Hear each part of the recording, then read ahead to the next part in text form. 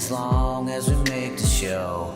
We can be the best, or we can be the worst. We can be the best thing you ever heard.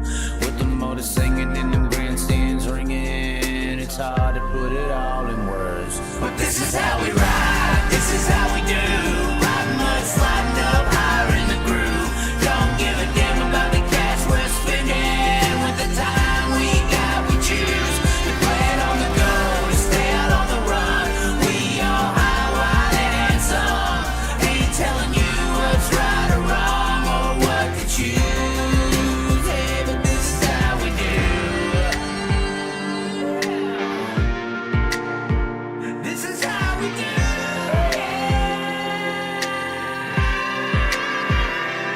Out on the dirt ovals we play, life in the bright lights with no shade. So letting her go, letting her rip, letting her fly, tossing her in sideways, living the life, letting her ride, eyesight winning to die. Cross her up on the cushion, crossing the line, cause some drama and some bullshit they didn't like. And if they don't like the mood, then we're ready to fly. But this is how we ride, this is how we do. Riding mud, sliding up higher in the groove. Don't give a damn about the cash we're spending. With the time we got, we choose to play it on the go, to stay out on the run. We all high, wild, and handsome. Ain't telling you what's right or wrong or what to choose. Hey, but this is how we do. This is how we do.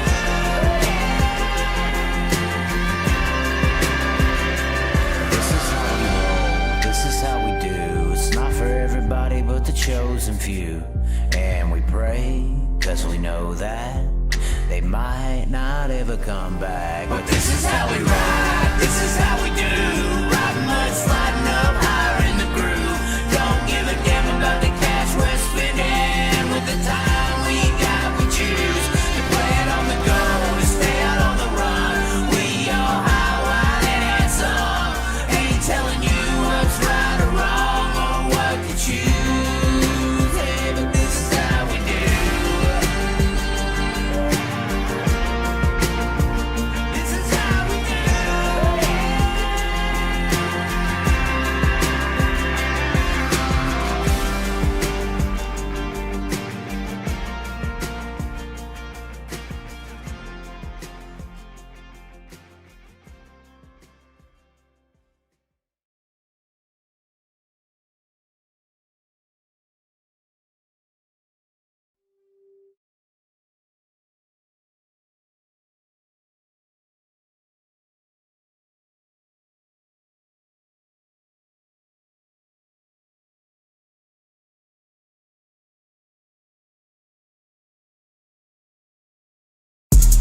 Ready, rip. Pray to God, ready to rip. On my high, ready to rip. With that armor, ready to rip.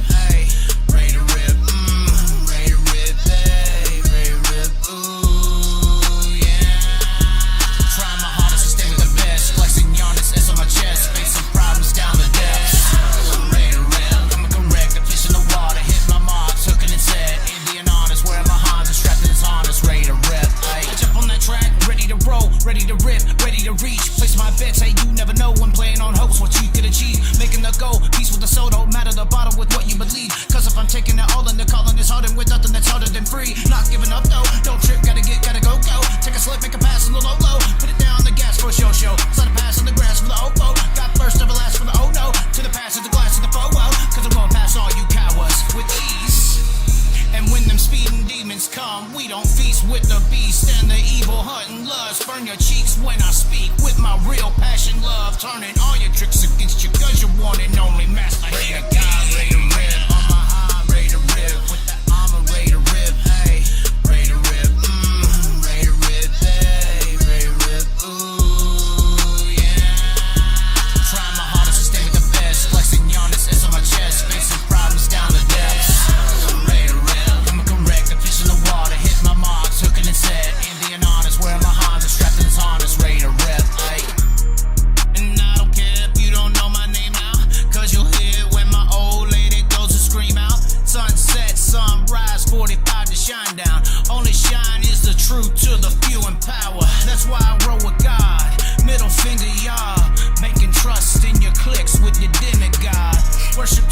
money, your material. You'll get ripped in half, Sodom cash to Gomorrah.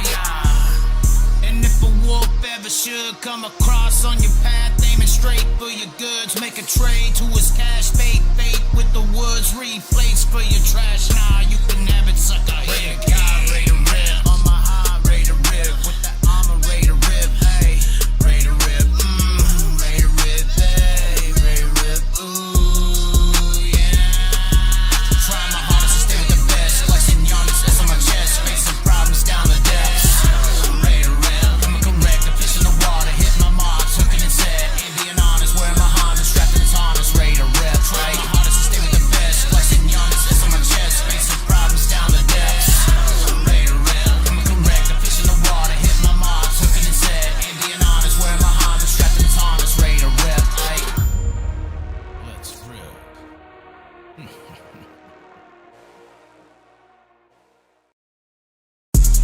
Ready, rip. Praying to God, ready to rip. On my high, ready to rip. With that armor, ready to rip. Hey, ready to rip. Ready to rip. Hey, ready to rip. Ooh, yeah. Trying my hardest to stay with the best. Flexing Giannis. Auto princess, yeah. Oh man, with that body riding. Late model princess, yeah. We don't play around, yeah, that ain't no doubt.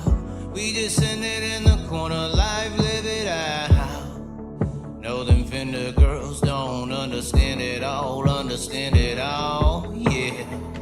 Ain't no hesitate, but we just make it babe. Paint them cushions in those corners, no it isn't safe.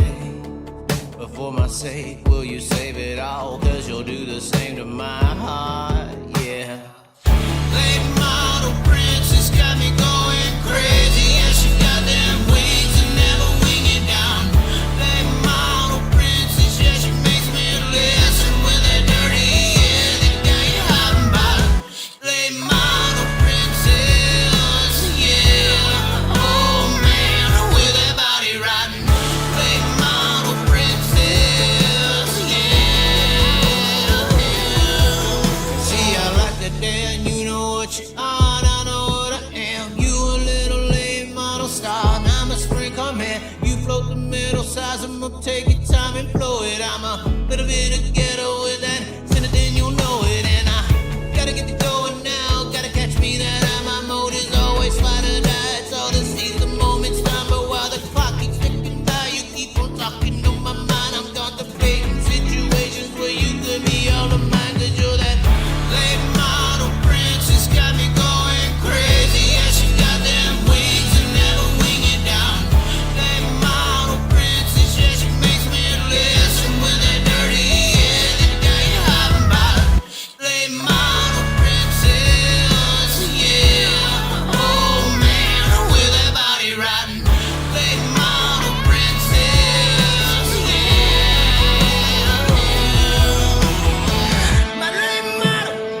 My late model, will you come and see me? Oh, one more time. Late model princess got me going crazy. Yeah, she got them wings and never wing it down.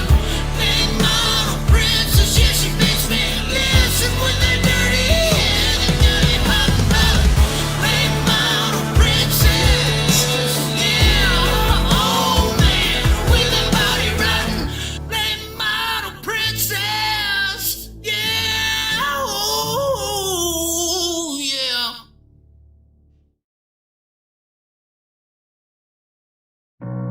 If I don't like it, I slide 'em like Carson Macedo, and they growl about it, lonely like old bro Joe. Cartel gonna care for me, not you, cause I'm the CEO. I'm here to fight, looking to sink with my torpedo. I'm just a lap car trying to survive, running in the back, fearing my life. Cause there's a black 2041 guy adding to the junk in the field with with some white-on-white crimes. Or is it 99 maybe? I don't give a damn, but the bank statements lately adding up through the junk that the crazy man's making. Reckon her, reckon him, non-binary maybe, who knows? If I don't like him, I slide him like Carson Macedo, and they growl about it. Oh, ain't like old bro Joe. Cartel don't care for me, not you, cause I'm the CEO. I'm here to fight, looking to Carson Macedo is here. We're here, ladies and gentlemen. We are live once again. Carson Macedo. We have the Chaz necklace, which has the cross above it. God above self. God above self. We have the Houston shirt on. Under Armour, guys. Under Armour. We're doing it here. We're doing it. We are live here, ladies and gentlemen, tonight. Hold on, let's take the lights off. Let's bring down the flavor. And Sean, you are here as well. Would you like to say hello to the people? What's up? You're there? Are you sure? Good evening. Can you hear me? Everybody hear me? I think you can't hear you. I think the chat is there as well. Is the chat actually there? Oh my. Look at what Luke said. Look at this little fuckhead, Luke. Looking forward to hearing drunk Chaz rants. Popcorn is ready. Why are you laughing, Sean? Is it true? I don't. Oh. Is it not working? Oh, it's working. I just want to okay. make sure it picks you up because you look at the phone while we're doing the show, and that's fine. But if you're not directional with the mic, somebody I can't believe here for the rants. What is up with this rant thing? Is it a real thing, Sean? Is there something about Chaz's drunken rants that it's we were pretty drunk when we said Asians pushing Asians. Sometimes it's rants. What else is it? What do you call it? I don't know. There's no words to describe our drunken rants, are there? There's no way to describe it. No, there's not. We do have a few in, but we don't have too many. We've only got a 6-pack tonight, correct, Sean? Right.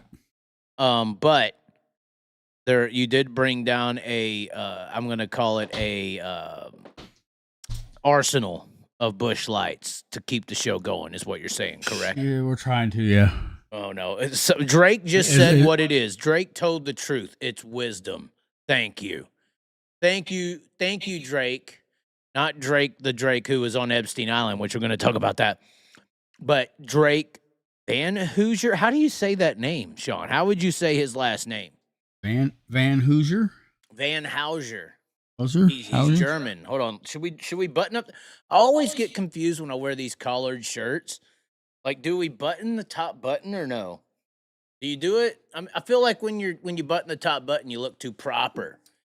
You look like your own. There's nothing proper about this show. It looks like I'm going to church now, which we are. We are going to church on the show today. What's up, Chaz and Sean? And by the way, Smokey, you do not spell his fucking name like that. Am I going to get... I just got really mad at the guy. It's E-A, correct? S-E-A. S-E-A-N. E-A. It's in the game. Anyway, we are watching the game in the background. The gambling industry has...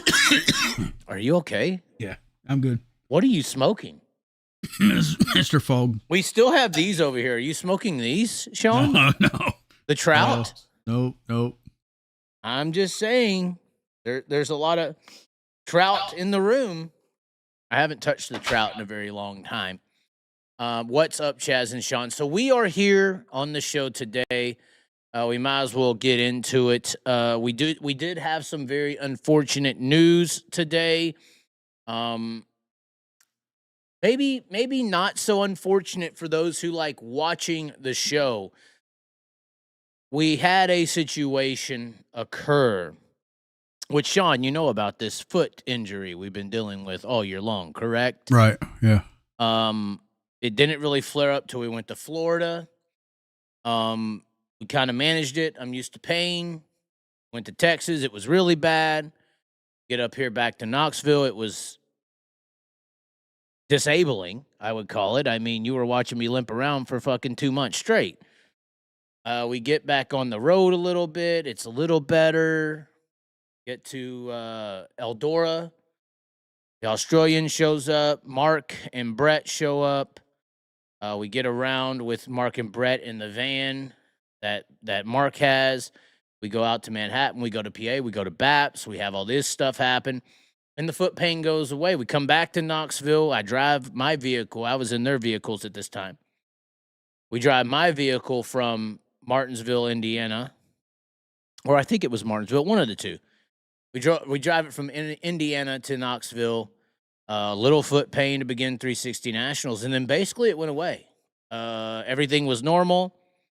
We went up to Rapid City to have the interview with the Shane Liebig team. We get the freaking Lincoln. We do the West Coast venture. And basically my whole foot pain had went away. Now we come back to take the Australian to Kansas City to the airport to then send him back. We do some stuff at Impact, which is coming very soon. Stay tuned on the show. And then we do this Bulls Gap run with Sonoya, and everything started feeling a little bit different or the same as far as pain is concerned in my vehicle. That has 462,000 miles on it. We pulled about 300 of those 1,000 since 2019. And basically, all the foot pains I'd experienced this year flared up when I was in the vehicle. And I started noticing my foot resting positions in my vehicle were very similar to the positions and angles that the pain was coming from. And when I noticed this, I was like, holy shit. It's actually, the issue with this pain here is actually sitting in this fucking seat here for 300,000 miles. And that has been the cause. That's the issue. It's 300,000 miles. I don't know how many hours that is sitting in that car over the last 7 years, but basically, when I got back here to Knoxville last night, I had to, and this was my left foot, not the gas pedal foot. I know you would probably think that, but it was the left foot, and it's just how my foot is sitting in the car, and how the seats are. They're flat. So all the weight of the body of the leg are pressed on a certain area of the foot.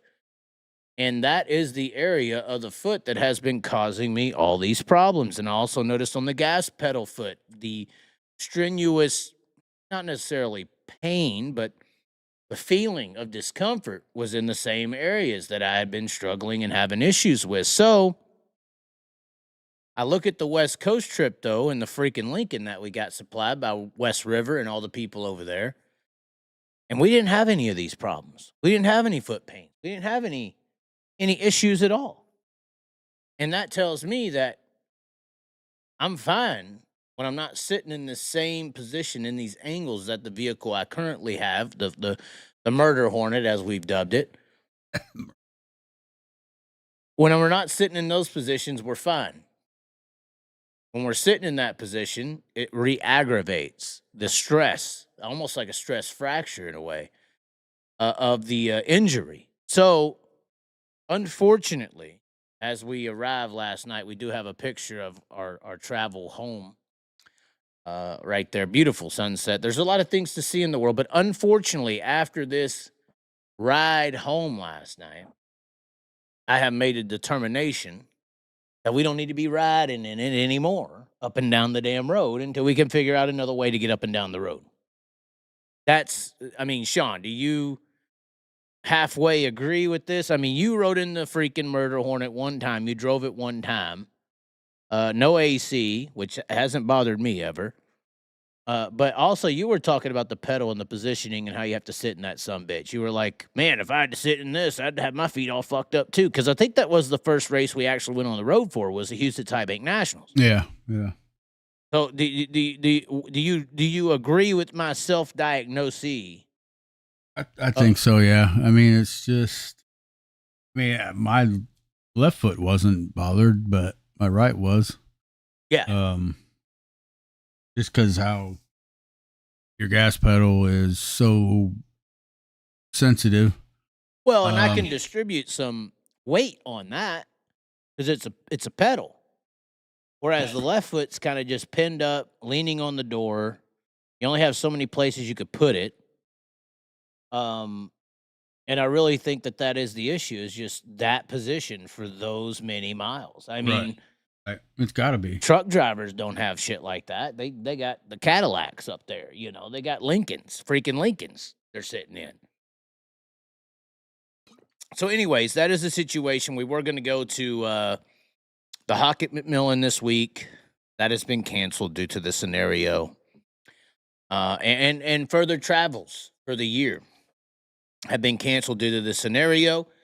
Venmo, PayPal links in the description. We are currently saving up for a vehicle because I don't like being sitting here and just the website isn't called Long Live Shit Talk Online, the Chaz. It's called Long Live the Chaz, you know, and that's going out and dealing with people and seeing people meeting fans, going up and down the road. Like I said, 300,000 miles over the last few years we have experienced in this vehicle. So we are going, and we do have potentially some opportunities in October, November to make that switch very quickly.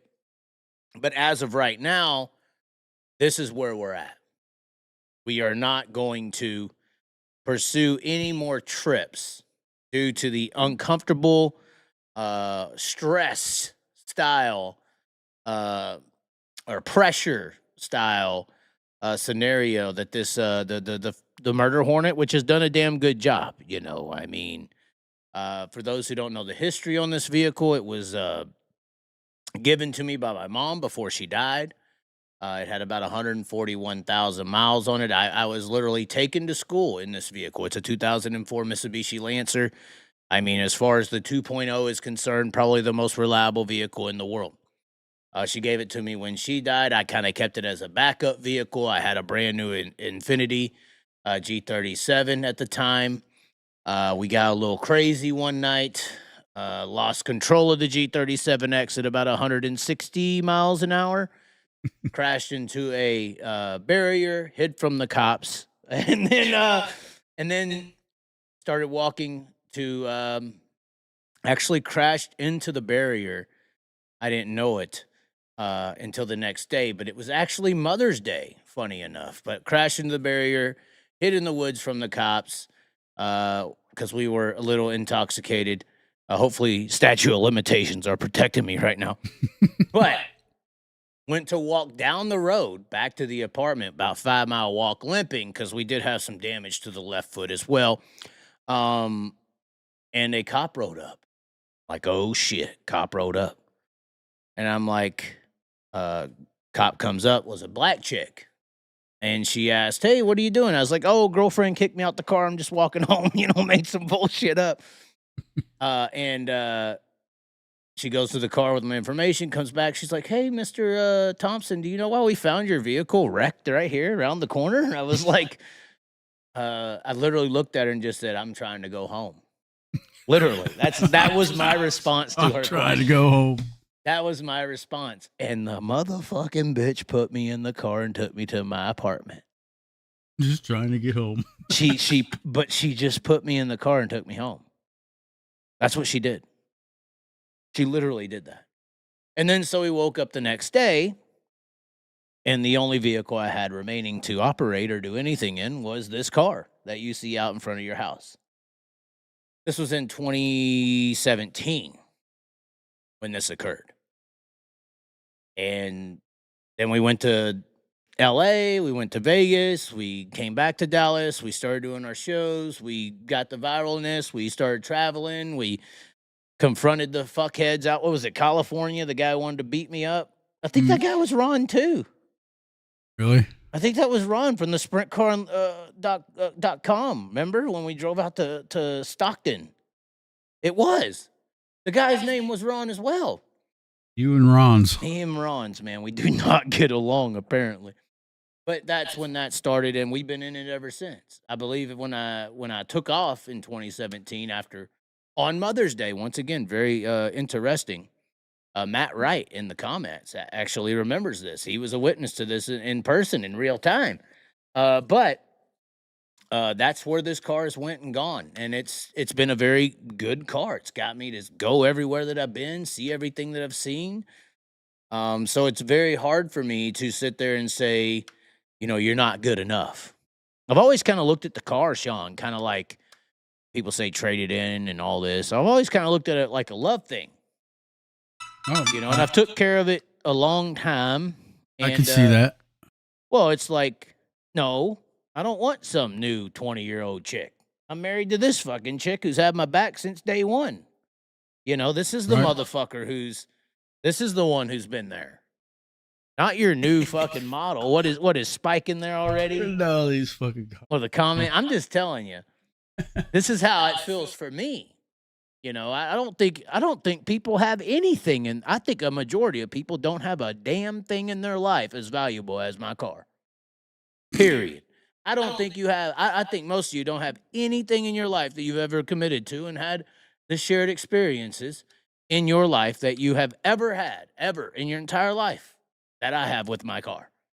The dedication. I don't think any one of you have had a relationship with a thing, period. Man, woman, vehicle, possession that I have with my car and the things that I've shared and the experiences I've been able to have. That's just my experience or opinion. But y'all can laugh at the old car all you want. But been in some very intense scenarios and went through them with this car. So it's very unfortunate to me to sit here and admit this, to say this, to I don't know, quit? Is that the right word? Quit? Quit what? Like to quit. To say me and the car are not good enough. I mean, you're gonna That's have basically what I'm saying, and it's you're gonna very have to emotional. you're gonna have I'm to gonna part cry on the ways. show. You're gonna have to part ways with this car at some point. Right. It's just a car, right?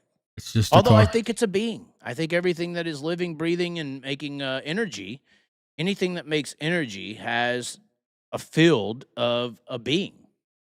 It's just a car, Chaz. I know you and the old girl have been through a lot. It's not funny. I mean, I've lost relationships over this car. Judgment. Every time somebody judges me and my car, I sit there and say, once again, you don't have anything like what I got here. No, I don't. Not you. Oh, Not you. Not you. But when people want to judge it, because right. it's not the best looking girl on the block, but it's also a relationship that I don't think too many people have ever had. That's To true. that degree of stress, extreme situations, the cold, the extreme colds, the extreme heats across the country, highest mountains and the lowest of any forest you could think of. I haven't put it into the water, but we have drove through the snow. It was a very interesting scenario there, but I mean, I just don't think anyone's had these style of relationships before. Somebody said put it in the Sprint Car Hall of Fame. I mean, that is what a few drivers have said. I think David Gravel said, you got to put your car in the Hall of Fame. They'll take it. I think David Gravel did actually say that because he's witnessed it from day one too. So, I mean, people have said that the car is very famous. They said that it's very, symbolic. Because when they see the car in the parking lot, they know the fucking, the shit's in the building. It's sentimental. I The shit's in the building. I get it. Sentimental's like a softcore word. I mean, sentimental's like, some kind of, necklace your grandmother gave you. Well, I mean, this car could be the same way. I know, but it has the sentimentalness of, it was my mom's car at one point. She's dead, obviously. But it also has all of these, like, accomplishments along the way, like actual things. I don't know if sentimental is the right word. Yeah, I don't know. It probably is not. What is the right word? I don't know. Pornography? No. Isreal? Oh, fuck. Here we Oh go. no! Oh, we're gonna be getting into it. Unfortunately, though, what's the chat saying? I can't believe we're gonna be going to the chat. Has Spike arrived? Hold on, we almost went to live calls. Is Spike here? I don't think so. Unless he's Benji Morales. I don't think so. Somebody said auction it off. Are you kidding me? By the way, we do have a new feature on the show. It is subscriber only comments. So if you're sitting there like, hey, you can't comment, it probably says you have to subscribe to comment on the show.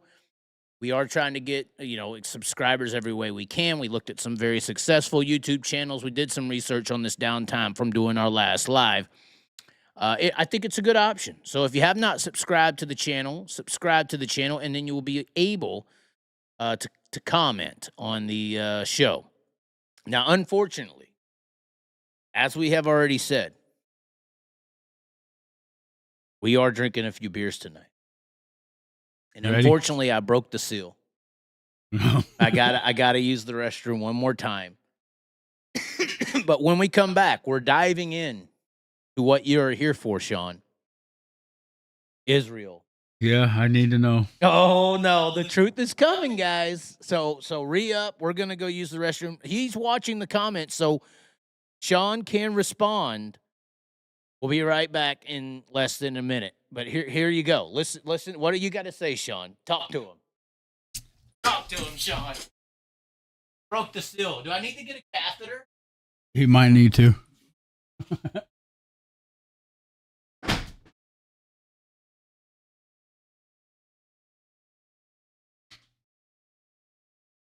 Any questions out there?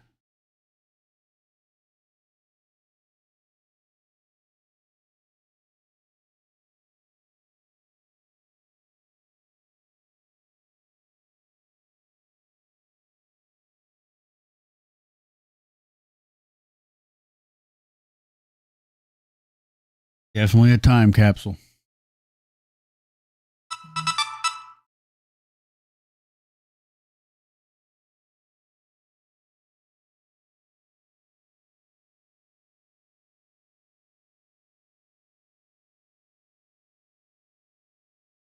Yeah,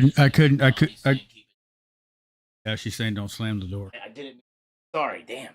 We're always in trouble here at the Continental. This is why we need a new location. No, that door, when you slam it, it echoes. Slam it that hard. I didn't mean to slam it that hard. Anyway. I don't know when the last time Chaz has been to the doctor. Oh, God. It was like 3 months ago. Oh, for your foot? Yeah. Yeah. 3 months ago. Anyways, we are getting into the serious subjects that Sean wants to know, that everyone needs to know, technically. Before we do that, once again, you've already heard the story here. We do want to give a big shout out to some of our partners, though, before we get into all the things that we need to. Rockwell Security, obviously, you see them on the show here at the top left of your screen. Go to their social media accounts, Instagram, Facebook, all that stuff. Give them a follow if you will. Also, K1 Speed Rogers. This is one of the people I definitely feel like I've let down in this injury. We were supposed to go to their facility there this weekend during the Hockett McMillan Memorial and actually do some karting events and stuff like that. It's in Rogers, Arkansas. It's kind of that northwest sector of Arkansas, somewhat within a driving distance from Lucas Oil Speedway. But go check them out. K1 Speed in Rogers, Arkansas. Obviously, me and the Australian had our little battle royale with the whole situation at K1 Speed. K1 Speed Rogers did supply the needed races to have that battle. So K1 Speed Rogers, if y'all are in that vicinity, go check them out. Shield Protection. Obviously, one of the guys who supplied Justin Sanders with a updated suit. If you need a new suit, and especially if you're in the California region or West Coast of the United States, check out Shield Protection for information on them. They got some really good deals, really good turnarounds, probably the fastest turnarounds in the sport. And then now we get into what Sean wants to know. Obviously, we've had this situation Oh, okay. Okay, hold on. What's going on? Or do we go time out? Well, Tyler Brooks just said Russia has just announced it's going to war versus NATO. What the fuck does that mean? Well, Tyler Brooks, unfortunately, for Tyler Brooks, he already did lie on our last show in the comments. What? He said that Sprint Car Unlimited Jeremy Elliott called my show a waste of space. Jeremy Elliott saw this, contacted me, showed me clips. He never said this at all. So Tyler Brooks is already confirmed liar. I don't want to say this publicly because I like Tyler Brooks, but Tyler, why you gotta be a liar? Hold on, let's research. This is the good stuff. This is the good stuff. Now we get to type it in and research it. We don't have to rely on Tyler Brooks to tell the truth or not. We'll just type in Russia goes to war with NATO. This shit's just all fucking mind blowing to me. It says 10 hours. Moscow, hold on. Let's just see. Go down the list of the facts. Oh God, these websites nowadays, you can't even fucking see anything. It's just like so ridiculous. Anyway, Moscow claims NATO at war with Russia. He's not saying that they're at war with NATO. NATO is at war with Russia. Poland hesitates to go that far, which Poland's the big country that they're all worried about. That NATO is at war with Moscow. So far his claim is false. It looks like all his claims of Russia saying they're at war with NATO is false, just like what he said about Jeremy Elliott, false. It looks like it's just Russia saying, based on what NATO has done, they're at war with Russia. So, false. This is the beauty of the internet. If you think it's true, go look it up. So, is there anything else? Is there anything else he's trying to backtrack on now? No. I want to get down to the nitty gritty with this. Okay, yeah. He tried to shit. block us with his lies. I know. So, anyways, obviously, this Charlie Kirk thing has skewed a lot of people's thoughts, scared a lot of people, made a lot of people worried. I even got a little scared on some things. We had some conspiracy theories floating around. There was a video of a female comedy act that literally showed how there was a book that was made the day prior and was released on the next day of the murder. Saw this. She said there was 2 books actually. The Amazon deal. Yeah, we went and researched the books. Novels on Amazon. And some people would think, oh well, AI wrote this book and blah blah blah blah blah. Unfortunately, when we went and did the research on the book, it was an author who had done books since 2014, actually. And you could even see the link for the book that was being described, and it has a dead opening link. So they got caught, they're scared, blah, blah, blah. But regardless, a lot of people are blaming this on 2 things. On, the situation at hand, what's going on, why would Charlie Kirk get taken out? We've all seen the photos of the one person that looks completely different versus the other. They're saying it's AI generation that's making it look like a different person, correct? You've seen that? Yep. That's the problem with AI now, is anytime it don't look real, oh, it's AI. They'll just scapegoat it onto something else. But at the same time, there are some legitimate reasons, and we have 2 people here who are somewhat explaining some legitimate reasons. And one of the reasons that you're kind of scared about or unaware about is Isreal. You had no idea of the power of Israel's influence, I guess, Sean. You're thinking we're an ally, we're buddies, we're all cliquies. Yeah, that's exactly what I was thinking. Well, To address the Israel claim, this is a video that was posted on Facebook. A guy named Ian Carroll. And this necessarily wasn't explaining or talking about the Charlie Kirk scenario, but this video does go and explain some of the issues with Israel. We'll let him explain. He talks about an exchange he had with Elon Musk on Twitter, X, whatever we're calling it now. Listen to this. This is very good information. If you have any questions about Israel and why some people would be against Israel, even though the notion publicly, media-wise, politician or politically wise, it is being pushed as a relationship, this is a really good video as to why that may not be the case. So let's listen to it. That idea, but Elon posted some super Israel Zionist propaganda, and I responded for being Okay, so Israel Zionist propaganda. So just to digress, we got to interrupt, obviously. We don't want the channel to get flagged and destroyed all the way. Zionism, yeah, Zion, like in Matrix, Zionist is basically a belief that, correct me if I'm wrong, comment section, that the Jewish people are chosen by God and Jewish rule of the world is ordained. They believe that we are all dogs, we are cattle, we are everyone else but pure Jewish descent are less than them.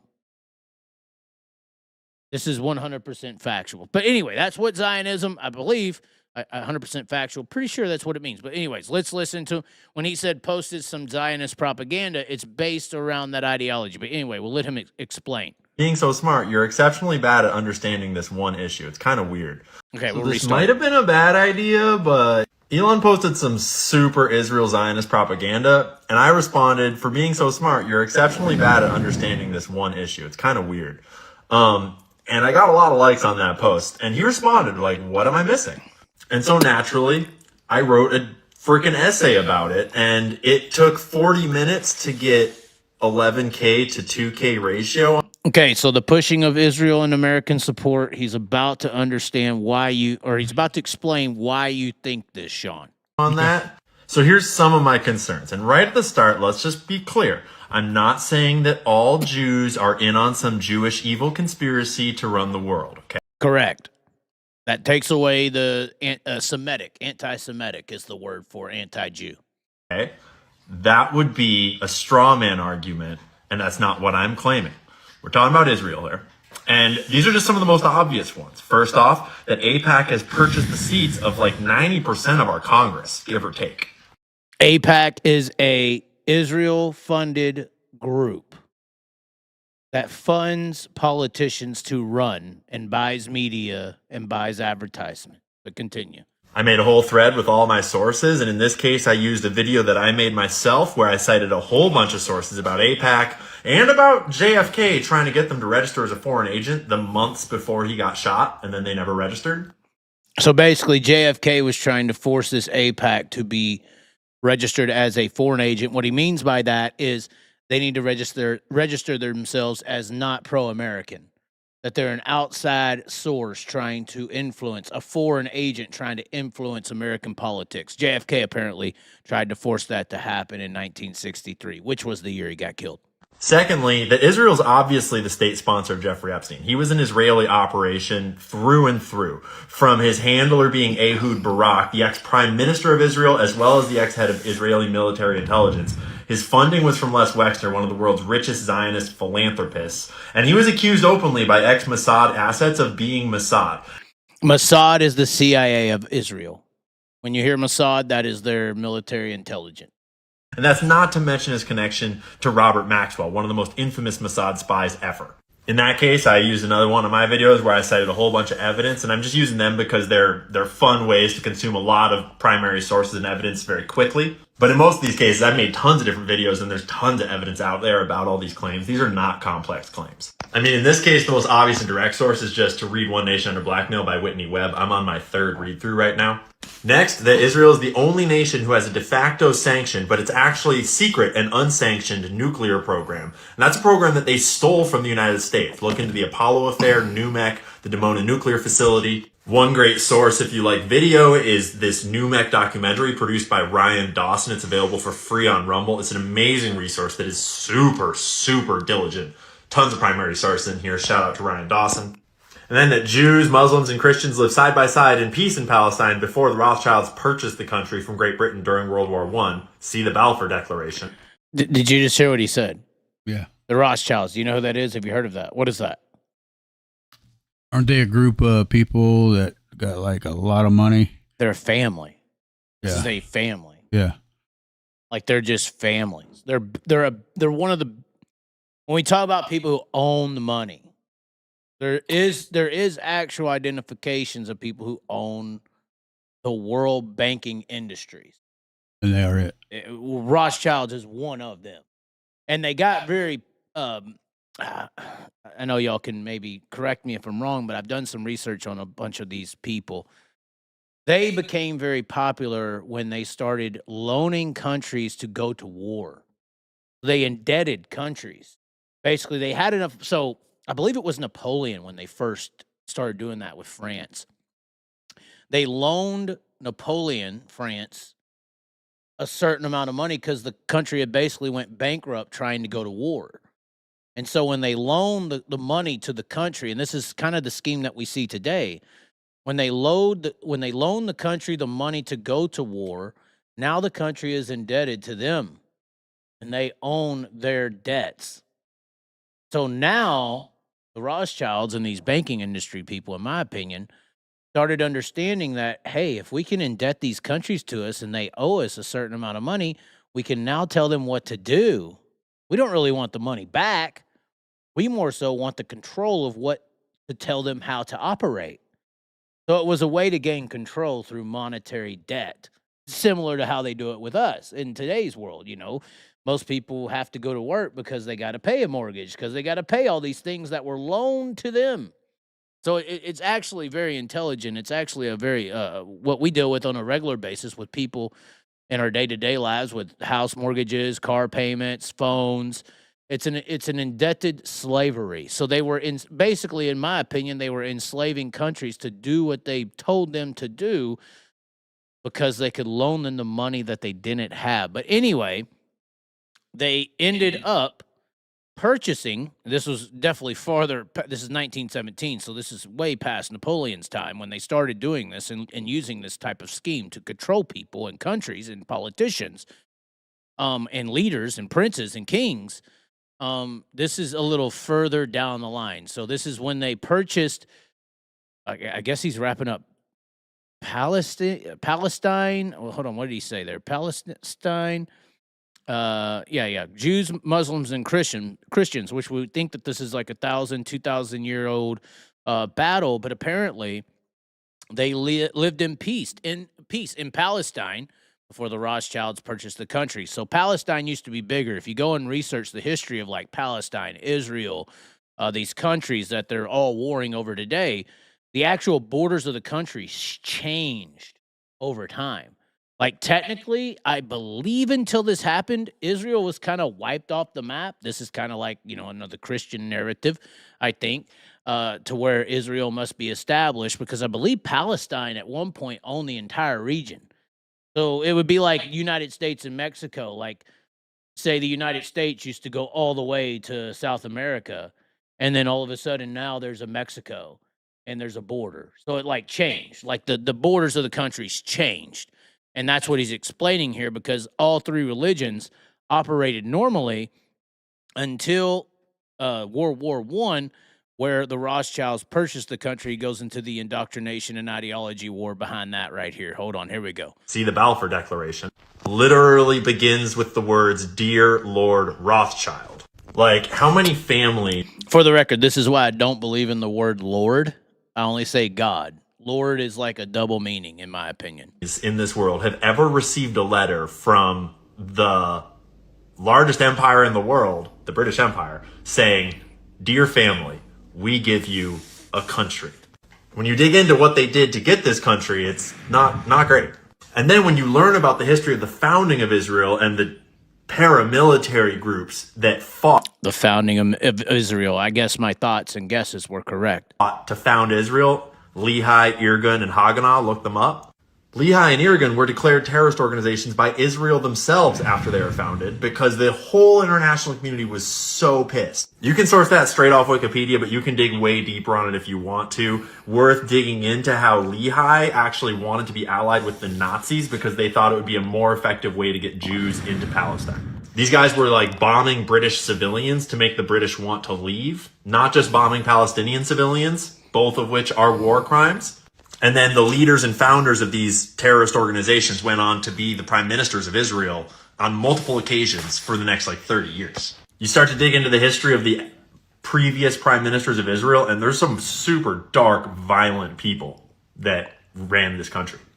And that Israel's a foreign nation halfway across the world that has no business receiving my tax dollars. Why are we sending them billions of dollars of our money while our country is burning and overrun by illegal immigration and all these other problems? Go ask Grok how many billions of dollars we've sent to Israel. That's my money. Why are my tax dollars going to this other country? I don't want, what?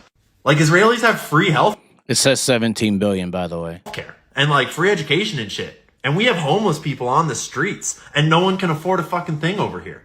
What's going on? This one up here got cut off, but there was an entire Israeli surveillance program leading into 9/11 titled the DEA report. Okay, this is going to go deep. I'm listening, though. Listen to this. Whole government report about these Israeli art students that were entering government buildings all across the continental United States. I linked to the entire DEA report as well as specific snippets. It's a massive report. I've read it through the whole thing. And it's hundreds of instances of Israeli spies posing as art students trying to access government buildings all across the United States, clearly conducting surveillance operations on U.S. soil in the years 2000 and 2001. So our greatest ally, but they're spying on us right before 9/11 in a big way. And then call it an anti-Semitic conspiracy theory all you want, but there are FBI documents clearly showing that there were fake Israeli moving companies all across the eastern seaboard leading into 9/11, and that members of these moving companies were out photographing themselves with the view of the attack on the trade centers the day before the attack, flicking lighters at the towers. And then the day of the attack, they were in position up to an hour before, witnessed by multiple people, up to an hour before the attacks, in position to take photos and film of the attack. Never got any answers, and that is all documented in official FBI reports that you can read yourself.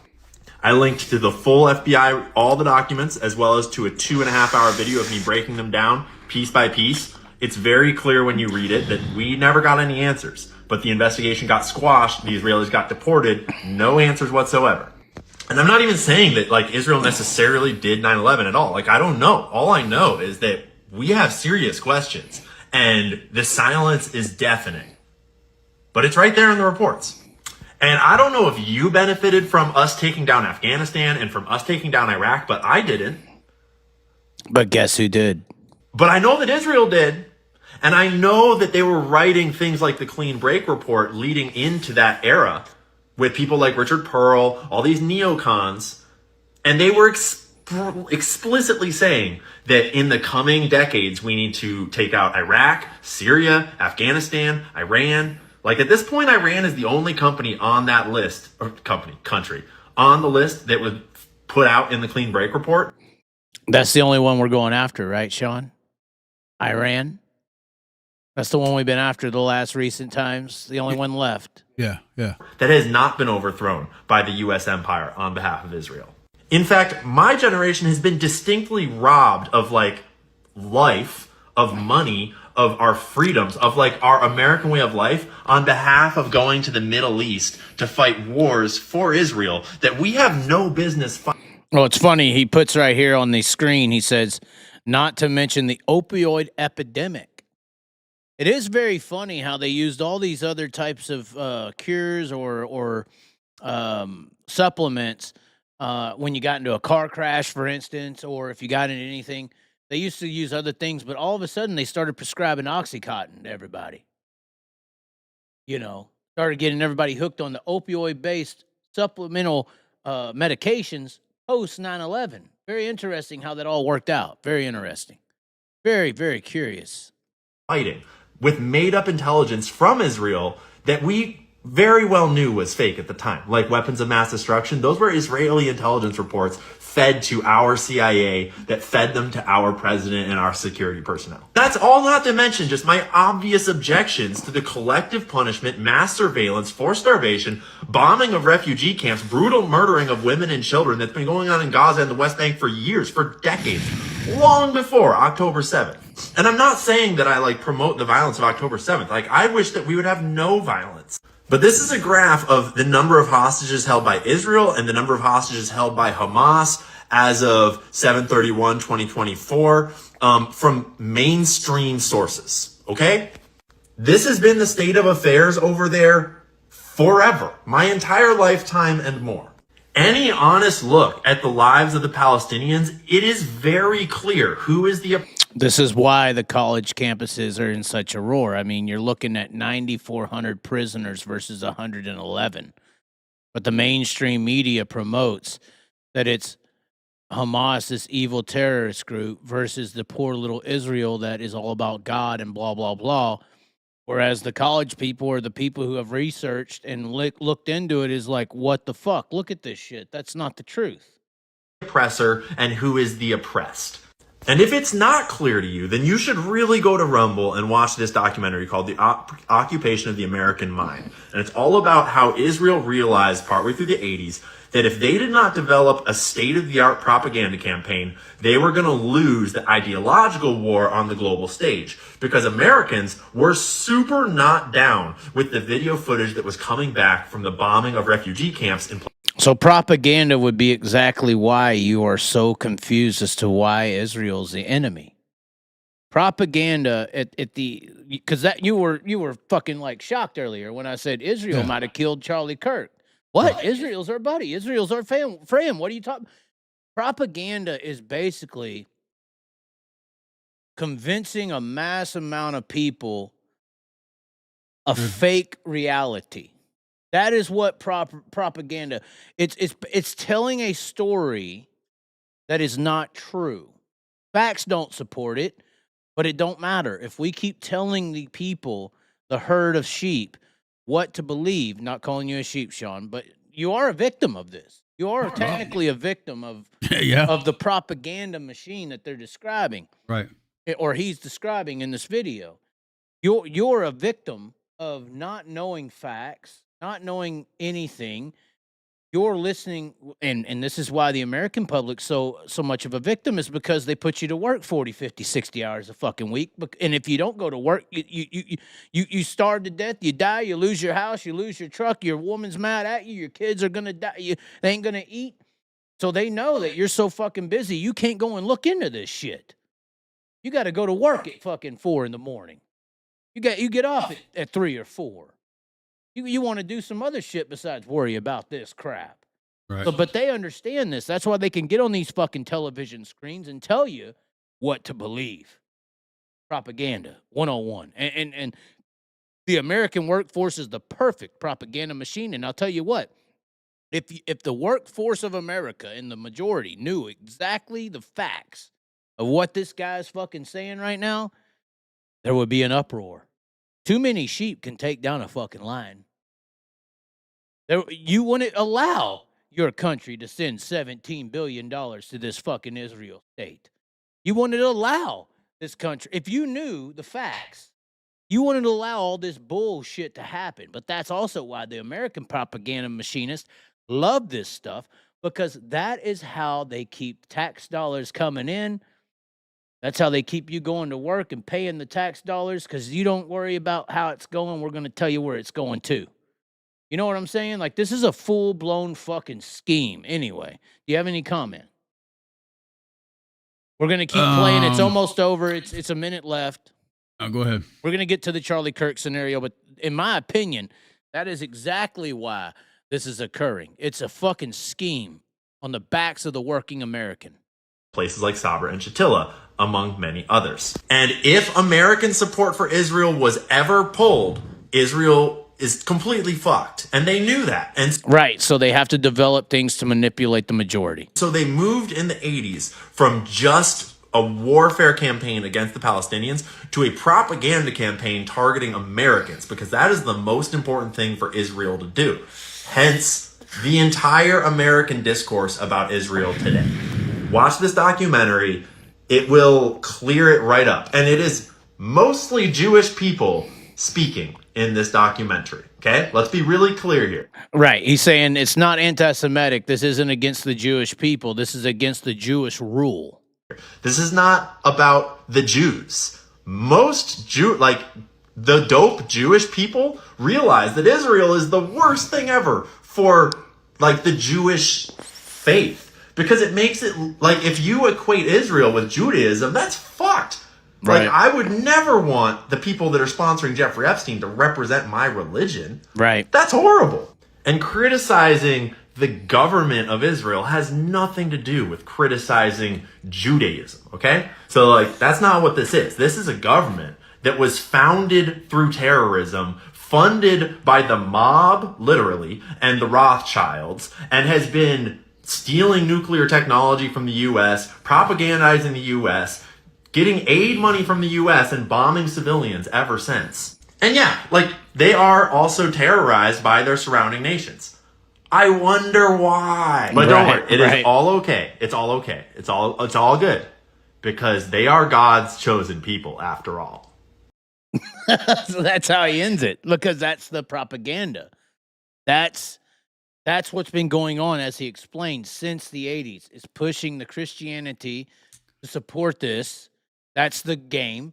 The game is we stand with Israel. The game is Israel is God's chosen people. The game is Israel is God's land. Since we're mainly a Christian nation, we listen to what we're told is for God. And we do have books that say Israel is all these things. But that's also why they hijack those scriptures to propagandize this notion, to conduct these degrees of fallacies on the American nation, on the American people, on our resources, on all these things. And when you start talking about this shit, I'm kind of worried the channel probably might get shut down tonight. If I die in 2 days, yeah, I'm pretty sad about my ex being gone. I was lonely driving for 4 days. She's hot, all right? But at the end of the day, I am never going to hurt myself. If I don't come back tomorrow or 3 days from now, it is not because of that. I went through a lot worse, literally. But when you start talking about this shit, that is when they come after you. Because once again, as he began the video, the Israeli people who have money in these powerful positions have purchased, hold on, let's go back. They have purchased 90% of Congress. How do people get into Congress? They get elected through the states. So when 90% of the country, which is state representatives, when 90% of the country is purchased, you're talking about everyone that the people are listening to, that the people have voted for, the people who are represented in the delegation of our country, the people who vote for or against the Epstein files being released. That's who is purchased. That's why he also follows up here with saying that Jeffrey Epstein was an Israeli intelligence officer because he was compromising the presidents and compromising the people in powerful positions, and Israeli was fucking moving the damn controller on him because he was blackmailing the people who might say or have enough power to might speak up. Does that make any kind of sense, Sean? I'm ingesting it, but it might take me a day or two to comprehend all that. Are you sure? Yeah. We'll go to the chat real quick. We got to get a chat reaction. We actually have some very interesting things to follow up with. We do have Candace Owens on the line. We have Candace Owens on the line. Hold on. Here we go. We'll just go right into Candace Owens. We'll go right into Candace Owens. We're probably gonna get flagged on this one, but Candace Owens in the post.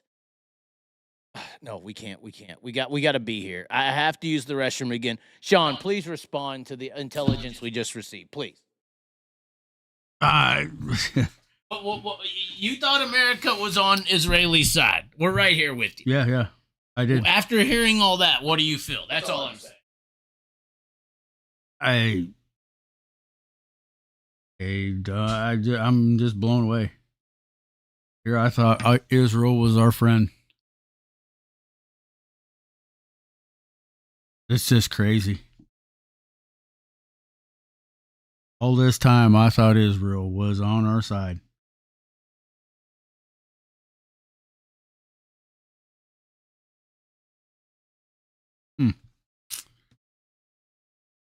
Crazy.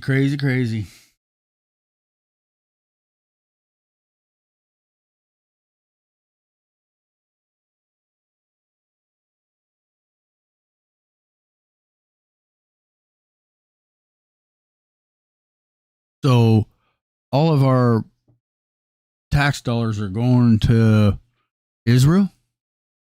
I'm asking the chat.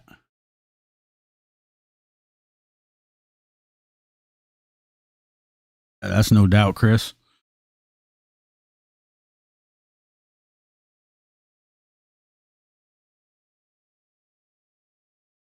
Definitely have to relearn. What are the commenters? Well, no, Chris Linton, you have to unlearn to relearn. And yeah, that's probably about where I'm at. Okay. So we have that information that we just dispelled onto you. This is the other scary part about all this with the Epstein, with the situation. Well, this next clip is what really got me going. It's like, hold on, not this one. Hold on, this is separate. This has to relate with the Charlie Kirk incident and the aligning with the Epstein files, which the Epstein files are official documentations of everything. The official documentations probably tell the truth with all their surveillance and technology that they have in the CIA of who Epstein was, who he was working for, was he working for Isreal, like the guy stated. He's just concluding things. Is it factual or is it not? The Epstein files will release the facts, who Epstein was, who was involved, who he was working for, why he was working for him, why he was out to blackmail him. These would have been official documentation. So it does align with the Charlie Kirk scenario. So here is the video, the conspiracy news updates for real. Number 4, put this video up. Listen to this real quick. It's not as long as the last one. Wouldn't it be crazy that while Charlie Kirk was dying yesterday, pretty much the same time the shooting happened, the Senate was voting on releasing the Epstein files, and Republicans actually voted to block it. So yeah, that'd be crazy. You know what else would be crazy? The DOJ should immediately move to unseal all the Epstein documents in the Southern District of New York. Yeah. Everything except sexual assault material. I think every file should be released to the public the same way as the JFK files. That'd be crazy if that was just like 2 days ago. Yeah. Look, man, I was harsh on Charlie because he was... So he said that 2 days ago. Did you just hear what he said? Yeah. And this is obviously, he said yesterday when the shooting happened, so that would have been a day prior to the shooting. I think every file should be released to the public the same way as the JFK files. That'd be crazy if that was just like 2 days ago. Yeah. Look, man, I was harsh on Charlie because he was very pro-Israel for a while. It seems like he had turned. And, I mean, I don't know. Am I going fucking crazy? Or what? By the way, did you know that a private jet took off like 10 minutes after the shooting? Donnie, we need Donnie shots. And Private turned jet. off its tracking. That Turned is off the its code. tracking, Donnie. You got any pilots or people that can track that shit? Get on it. Donnie can do it. Wouldn't it be crazy that while Hold on, Charlie do we Kirk need to was hit up dying Donnie yesterday, shots? pretty much. Hold on, did you hear that ending part? Look at this. I mean, I don't know. Am I going fucking crazy? Or what? By the way, did you know that a private jet took off like 10 minutes after the shooting, very close by, and then turned off its tracking? That is the code. If you got any pilots or people that can track that shit, get on it. Pete. Are we going to have to ask for the assistance of Donnie Shots, Sean? What do you think about this evidence? This is evidence. This is not faked. What do you think of this evidence, Sean? Who's on that plane? Are you telling me Donnie Shots can find out? I don't know if he can find out. The guy, Tracking. That is the code.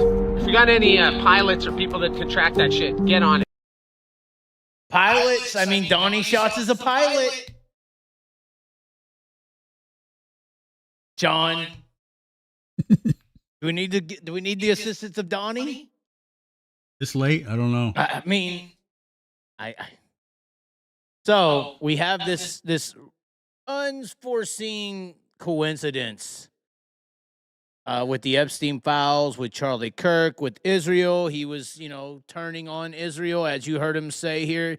He was against Charlie Kirk a little bit. Hold on, let's play it one more time. Where's the JFK files? That'd be crazy if that was just like 2 days ago. Yeah. Look, man, I was harsh on Charlie because he was very pro-Israel for a while. It seems like he had turned. The turning point, Sean. The turning point. He started to turn on Isreal. The people who own 90% of Congress. You know that Congress is the House and the Senate, correct? Right. To own 90% or to be the main financial supporters of 90% of people's successors. And see, my issue when I'm in media, when I go and research these television screens, the people who own these companies, like Disney, Fox, CNN, MSNBC, guess who owns them? This is what LeBron James got in trouble for. LeBron James came out in an interview and said, why are we okay with, all the media companies being owned by Jewish people? And that's when the news started going negative to LeBron. Hold on, do we need to research that? LeBron calls out media being owned by Jewish people. And see, that's how they said it, because it sounds so anti-Semitic, but he was actually talking about this issue. Apologizes for Jewish money. Yeah, Jewish money. What did he say? Hold on, let's see. Can we actually see what LeBron was talking about? Look at that. AU. Australia was covering this. The BBC, Britain was covering this. The whole world turned on LeBron when he made these claims publicly because they know the influence that he has. Yeah, they don't even want to quote it. They don't even want to quote what he actually said. But he was basically talking about, and once again, this is my issue. We're going to get into Candace here in just a second. But this was my issue, or this is my issue. The people who own all the media companies. Listen. So, when Flo puts out a interview with Donnie Shots or Tony Stewart or Kyle, for instance, Kyle or somebody or Gravel or Rico, and they talk a certain way, and you're like, oh, that's just what Flo and High Limit told him to say. Come on, you don't believe that, whatever it may be. I'm just saying, we all see it as like, well, Flo owns the game. They're just appeasing Flo. That happens on the grandest scales in the world. When we're talking about who owns television, this thing that tells the truth, those people own these things. Rothschilds, Rockefellers, Israel states, Chinese emperors. These people own everything we see and listen to, the radio stations, the music, the movies. All of it is a controlled asset. And in a way, all of it is propaganda. This is why I don't sell out. I don't want to be on any of these motherfucking fake news payrolls. And to be on any of them, you got to They may take me off of YouTube for even talking like this because they own this shit too. This is what I'm talking about, Sean. We're talking about the real deep dive tonight. This ain't no fucking distraction showcase. Because even when you get down to the sprint car level and the little stuff, it's also being controlled. We got our own fucking community strikes to abide by here on YouTube, or you get taken out. You talk a certain way on Facebook, you're removed. So this is what this is the stuff we're talking about tonight, the real fucking deep dive. All right, so this is a video that really caught Sean's attention when I brought it to him. And I know we ain't talked about where the 17 or who's driving what and Sheldon, where's he going just yet. Oh my God, we ain't talked about if he going to the 18 or the 2. We ain't talked about the fucking bullshit. I'm sorry. I ain't talking about the circus act sideshow freak shit known as sprint car racing. I'm sorry. We're talking about some real shit. So when I brought up, and unfortunately, I think she's even a part of it, so I'm scared. This is why I don't buy into the Isreal stuff. Even though everything we've said here tonight is factual, in my opinion, I don't know if I should say this, but I will say it now. In my opinion, the real rulers of the world, as we know it, which is what we're kind of talking about, the real rulers of the world aren't Isreal. The real power of the world ain't the United States or NATO's or Russia's or all that. The real powers of all this shit, you have no idea who the fuck they are.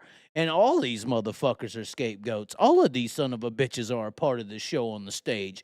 And everything that's actually happening is behind closed doors, and you ain't ever gonna fucking know. Do you remember the movie 300?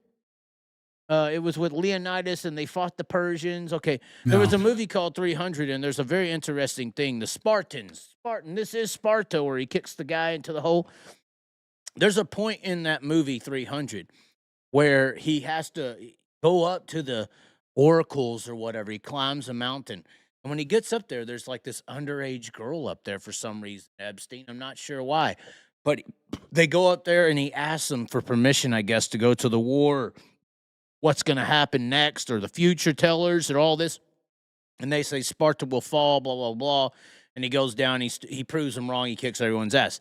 All I'm saying is I think that those are the people, the ones he climbed the mountain to talk to get the future out of, those are the motherfuckers actually running shit. Okay, so all these Spartas and Persians and all these little people down here, we don't run shit. Israel's a de facto. All this is a scapegoat. This is just my personal belief. I think all of them, Rothschilds, all these people you could research and see as a problem and an issue.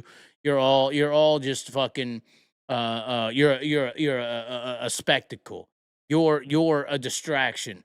You're not the actual ones pulling the strings. I think the motherfuckers at the tops of the rocks are the actual ones. We're gonna get into that in just a second. But anyway. This is what caught your eye or ear. Yep. Was when Candace Owens came onto her Facebook page. This was or YouTube page.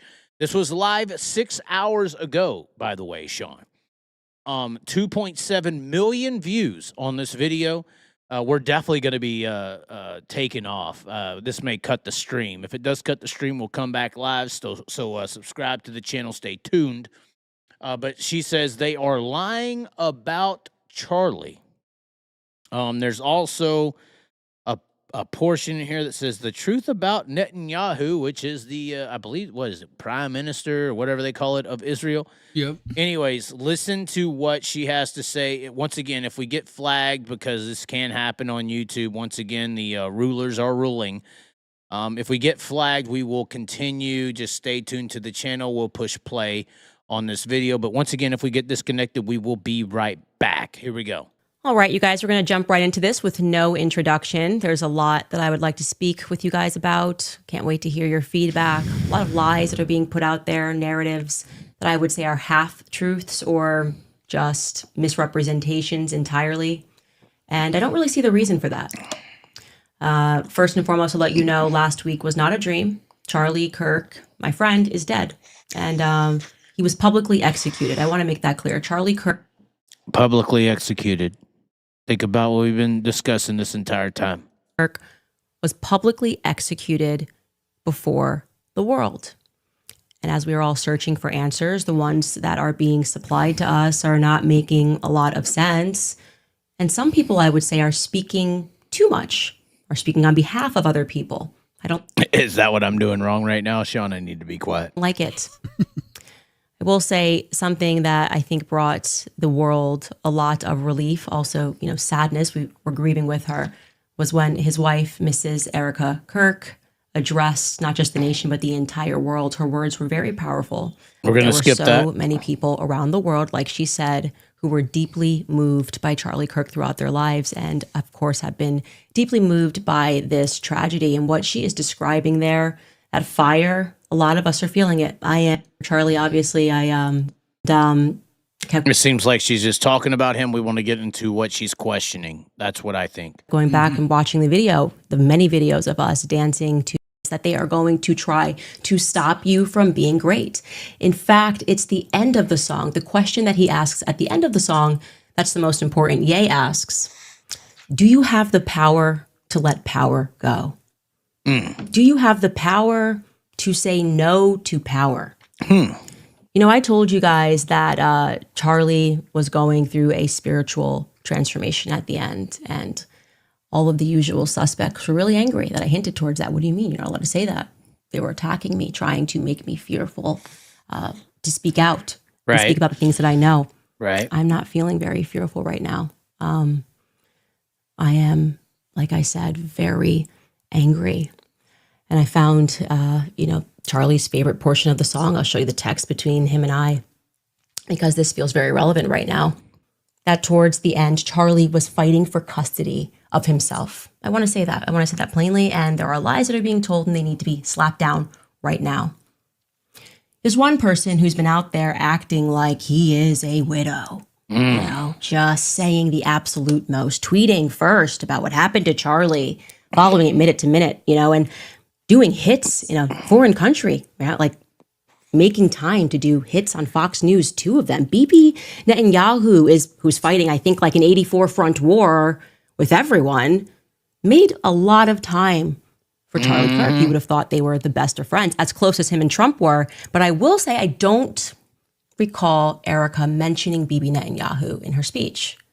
The way he's presenting it is like he was this is just the worst loss for him, but I don't think that is the truth. In fact, I know. Once again, when she says Netanyahu, she's speaking of Israel. For a fact that he is misrepresenting some things that happened there towards the end.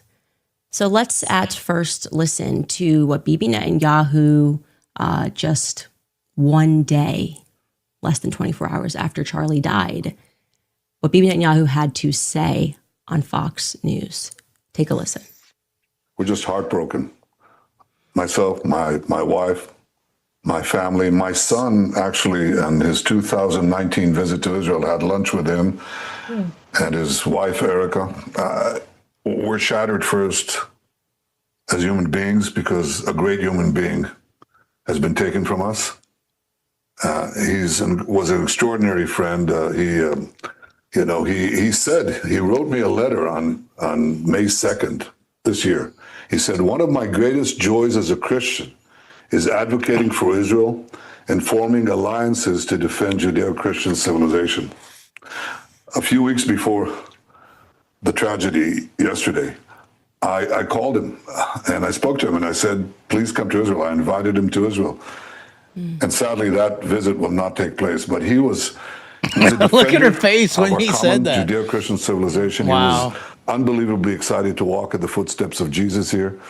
He valued our bond, the bond between America and Israel. He did so many things to defend free speech. He had his truth. He stood up for it. But he said, you can come and debate me. He invited that debate. Right. He certainly didn't invite the violence, the horrible violence that tried to silence him. And, this is a worldwide problem. Right. The people on the you know, the extremes, the Islamists, the radical Islamists, and Who got Charlie Kirk? breaking. Who is they, BB? Who is they? Yeah. Got Charlie Kirk. We don't have to actually speak conspiracies. I'm just wondering, because you said a lot there, but it really sounded like it was about BB trying to establish a narrative. Right. A narrative that we saw reinforced by a lot of people that, you know, Charlie kind of made it almost sound like he died for Israel. I mean, Trump's account even tweeted out a photo of Charlie and an American flag and also an Israeli flag, a bit of AI used. Right. She's talking about this fucking false propaganda bullshit of like Israel and Trump. Obviously, Trump very tied to Israel and publicly. She's talking about this like capturing of Charlie Kirk and his death being swayed under Israel support. That's what she's saying. I mean, that's what she's saying right now. This is just who Charlie was. He says Judeo-Christian values. He spoke to him 2 weeks ago. Again, you would think he was busy fighting this 97,000 front war, but no, he's letting you know that he just randomly, picks up the phone and calls Charlie Kirk and invites him to Israel? Right. Why would BB do that? Right. It seems like maybe there's a little more to the story. No, there definitely is a little bit more to the story. First and foremost, that letter he is holding up, he is severely misrepresenting. Those sentences are real, but I am calling upon Bibi Netanyahu, the dear friend to Charlie Kirk, to publish the letter's entire contents. Like, don't start with just 2 sentences. Publish the entire thing. You're holding it. He probably criticizes him. Charlie Kirk was self-made. Just like she is self-made. The self-made people fucking throw the haymakers. I'm saying you're severely misrepresenting the contents that in May, Charlie was concerned about Israel and their influence on American politics. And there you go. Back to what the guy was saying earlier. How they were pushing things that he felt were in conflict with his beliefs, free speech here in America. Yep. Bibi's holding it up like Charlie just in May said, hey, you know what? I just want to write a love letter to Israel. That's how it was presented. Would you guys agree? That's not how it happened. No. Now, but that's how the propaganda would push it. Regarding that phone call and that invite, that also needs to be contextualized. And I'm going to do that. But first, Skylar, can we bring in a clip of Charlie from a month ago speaking about the kind of pressure that he was under? Because I think that will also help. Oh, I'm curious. Let's hear it. Take a listen. I'm an American citizen. Yes, I want Israel to win. Yes, I'm a Christian.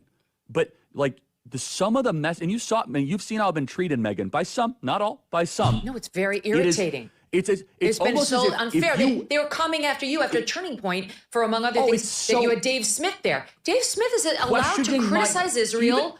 You had both sides. The Israeli side was overrepresented. No, you're not allowed to. It's even worse than that. Again, I just want to. You're not allowed to. Time.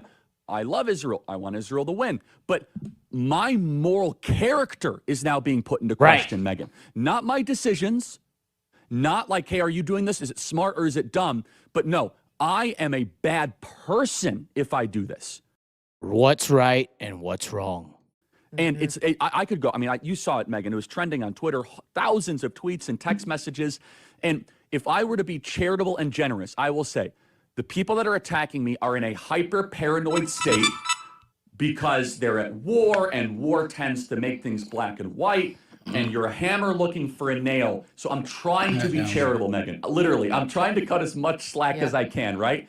Like, okay, what would it be like if all of a sudden I'm starting to see a pattern of behavior similar to what my grandparents saw in 1930s Germany online? How would I behave? So that's like my charitable kind of overcompensation spirit. At the same time, I'm like, but it's not defensible to be dumb, right? Right. No, it's not defensible to be dumb. And he was under an increasing amount of pressure, not just people telling him, oh, well, you know, I'm upset with who you're inviting, but flat out telling him that he was not allowed to invite certain people to his events. They were threatening to pull out money.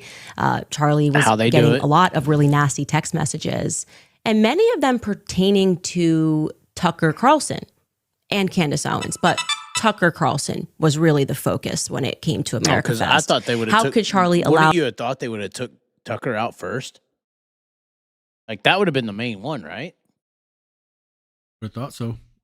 All these debates about Israel to take place. How could he allow Dave Smith, who, by the way, is Jewish? How could How could Charlie allow this other position to meet the stage? Because obviously, when people start to hear the debates, what Dave Smith is saying sounds so rational, but it was up to Charlie to not allow those things to happen. And that amount of pressure towards the end, as you see that conversation he had with Meghan was just a month before he lost his life, really, I would say, reached a pinnacle of sorts on the matter of what Tucker Carlson actually said on that stage. Tucker Carlson, while he was on that stage at Turning Point, brought up Bill Ackman. Bill Ackman is a billionaire, obviously. He is also an extremely litigious billionaire. And Bill Ackman was on Charlie about comments that Tucker Carlson had made on that stage. Tucker Carlson specifically asked the question, where does Bill Ackman's money come from? You know, who is this guy? Isreal. Actually, who is this guy that has this much influence? And like I said, Bill Ackman was not happy about this. And so I would like to contextualize Bibi. Again, these are things Bibi brought up publicly, which he didn't have to. He didn't have to bring up the letter. He didn't have to bring up the phone call, but he chose to do this less than 24 hours after Charlie Kirk was shot. Personally, Bibi, I would have appreciated if you guys used all of your spyware, you'd spying on us for years, right, to maybe track down the killer. But I guess this right, is where you thought it was best. Do a little propaganda for Israel would be better than us helping us track down the killer. Right. But anyway, so Bibi Netanyahu in that phone call, what took place was a couple of weeks ago before Charlie lost his life. Charlie was in the Hamptons and he had more than one event, but he had essentially what was staged, an intervention was staged by Bill Ackman, because Charlie's rational thoughts about Israel were a no-no. This is not the route that you should be going on. This is not the propaganda we want to push. And Charlie was surrounded by his friends, his quote-unquote friends. Bill Ackman was very upset. And see, this is the problem I have with, even in our dirt racing world, like, this is the problem I have. Like, I feel like even if someone was to, like, sponsor the show, say next week, they want to be my buddy, they want to talk to me,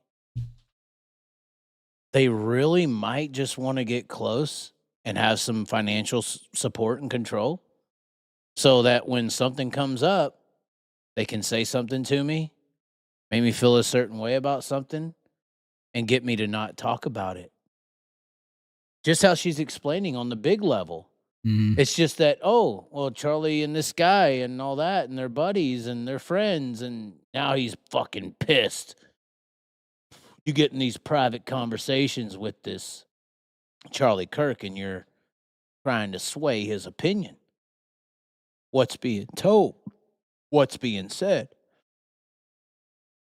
This is why I have real issues with taking $1 from anyone. We should just keep the bread interview up with Wade Onger. We really should. Bets were made. That is what I am told, and I will tell you that I am very happy for Bill Ackman to dispute this narrative. In fact, he was asked to dispute this narrative. Max Blumenthal went out to him today, and Bill Ackman came back and said, I have receipts I can show you. And he did not provide the receipts. This is not how it went down. I know it went down this way. I'm waiting for one of them to go on record and to say that it didn't go down this way. It was at this time that Bibi Netanyahu was called and Charlie was invited to Israel. This was an under duress situation, I would say, because I've been in these situations before.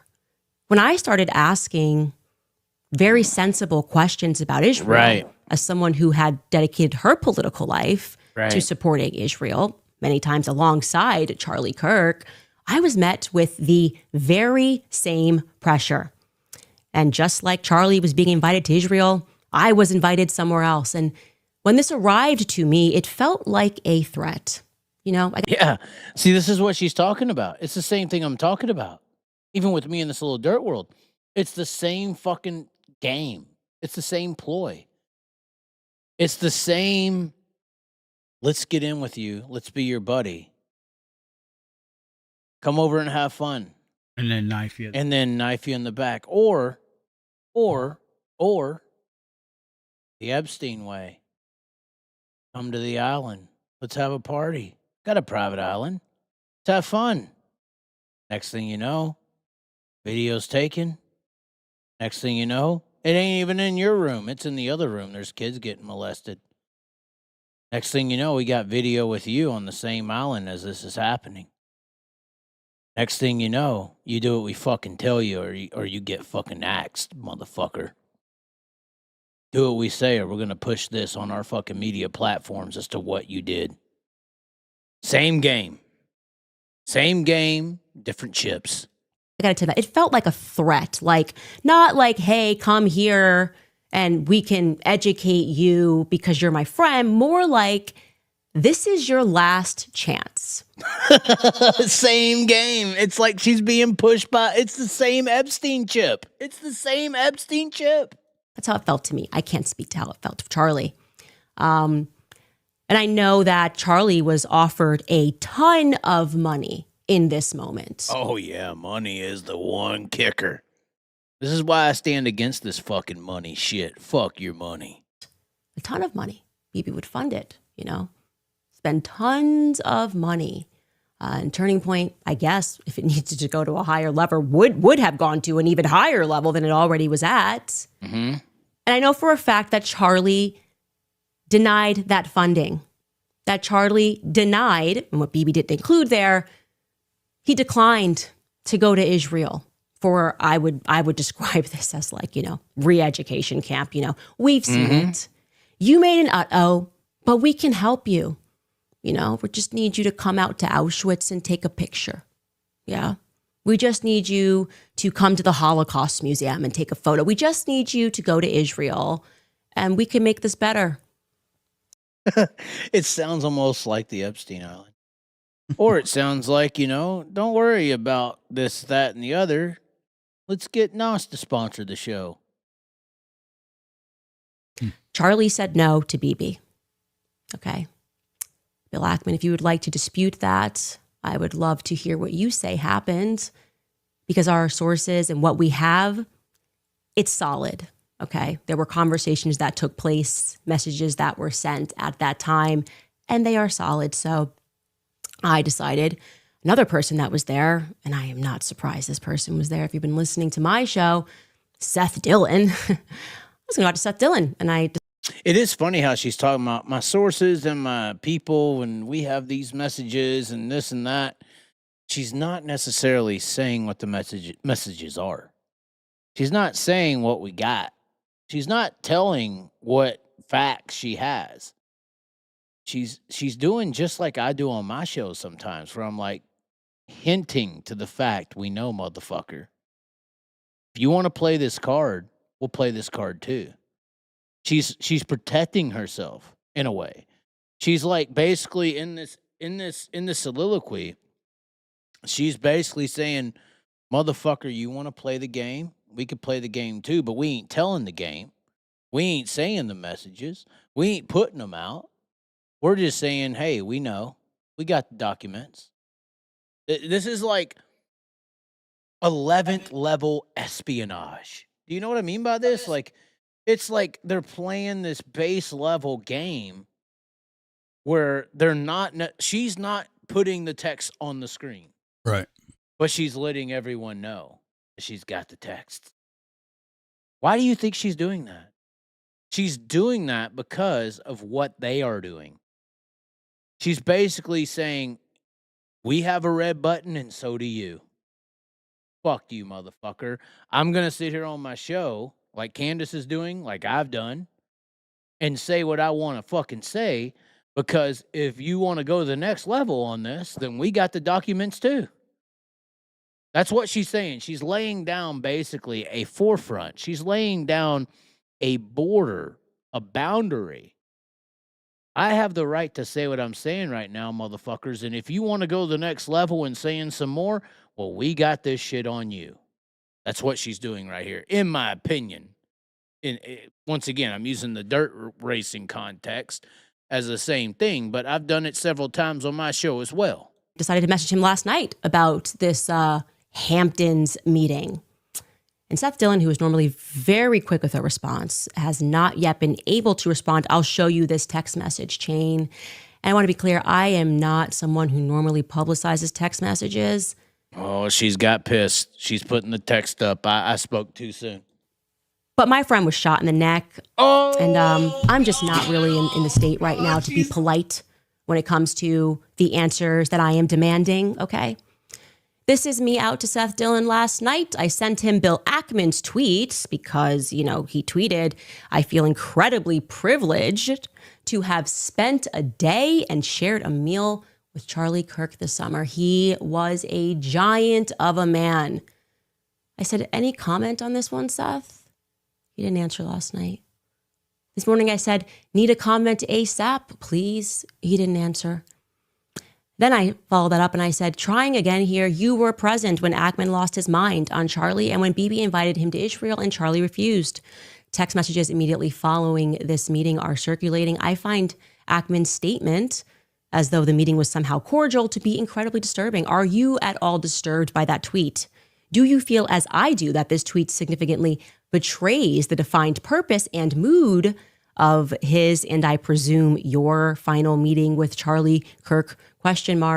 He was unable to speak to me, but he did place some frantic calls to Turning Point USA. Yeah. You see, I went out to Seth, but I also went out to two other people who were at this meeting, and nobody is willing to go on record. They're all messaging each other, trying to figure out a coordinated response to say that, no, this was all quite cordial, but no one wants to go on record and describe it as cordial because they know someone's leaking, because someone's got a guilty conscience about what happened at the Hamptons. So I will again put it out there, Seth, Bill Ackman, and to the other individuals, Isreal, who I have not yet named, but who are going to be named later this week, who were at the Hamptons when Charlie was put under pressure, when Bibi Netanyahu called him and invited him to Isreal, again, in a move that when it happened to me, and it wasn't Bibi Netanyahu, felt to me like a laced threat. I am inviting you guys, I will give you my platform, actually, to come clear matters up, to tell us what really happened. Because, I think Charlie was definitely on the brink of changing some of his perspectives. And I can tell you on Isreal, factually, Charlie was praying the rosary. Charlie was going to mass. One of my last conversations with Charlie was me joking with him saying, just make the last step, okay? You are, I said specifically, you're too smart to be a Protestant. Just take the last step, Charlie. He says, ha ha. He was speaking about Mary. And typically when those steps start taking place, you stop referring to yourself, as I did, as a Judeo-Christian. So we've went through a bunch of steps, Sean. We're going to pause it there. I think you might have an idea of what's happening now. You started this whole night with Isreal is on. What are you talking about? Isreal might have done something to Charlie Kirk. Now, after all the information I showed you from the other video, tied in, this is why I showed that other video, because I knew where she was going to go. I had not listened to this. I just told you about it. But well, I already knew where it was fucking going to go. So I was trying to lay the foundation with that guy's video earlier, explaining the history, tying it into this that you're now hearing, that I've just heard for the first time, but I already knew where she was going. Because this is a fucking no-no. This is what happens. America has been under Israel propaganda for almost 40 fucking, actually it's 60, what is that, 80, 40 years. And you have one guy with a very large platform who Trump's loving, who Trump is on the Israel bandwagon. Let's make that clear. He was about to turn. Is that what you have not learned? And I don't care if my fucking video gets demonetized or my channel shut down. If I can help people learn some things, I mean, is that not what you learned? Oh yeah, definitely. I mean, like I said, I had zero clue on all this. Well, what do you have a clue of now? What do you think? What do you think after hearing everything that we've talked about? Well, just like I said, I'm going to have to process this shit and do some research. You're telling me the propaganda may have been, the bubble may have been popped. That's all I'm saying. Like, they've worked a very long time. They got 90% of Congress. They spent so much money you can't even understand to make sure you do not, as a regular American citizen, turn on this propaganda machine. Because if you do turn on it, you're Charlie Kirk. And Charlie Kirk may have turned you if he started speaking up against them. That's what I'm saying. The reason Charlie Kirk is not here with us right now is because of you, Sean. You understand that Charlie Kirk, based on what we have examined and what I think, Charlie Kirk was taken out because of what you think. Right. Your mentality 3 hours ago, right, was Israel and America are friends. This is what they spent trillions on doing. These are the people who own the banks have spent the amount of money. The people who own the banks, who are basically trying to own you, this is why I say work and money and everything is slavery. Charlie Kirk was about to break their fucking investment. And based on what we've seen, researched, and listened to, they killed that motherfucker because of you, Sean. Well, people who go to work every day, do the right thing, and serve the country. Who is the country serving? Israel. Country. Who's the country? Yeah, exactly. Yeah.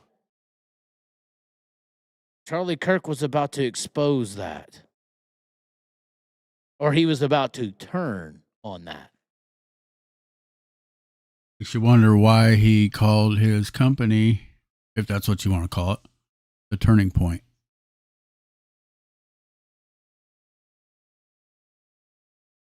What do you mean? My God. Right now. Are you okay? Are you going to go to work tomorrow with a new story or? No. I mean, this ain't funny, but yeah, I mean, God dang, wow. This is the power Israel has, and once again, I did not Hold know. on now. This is when you got to go 3 levels more, John. This is when you got to go 3 levels more.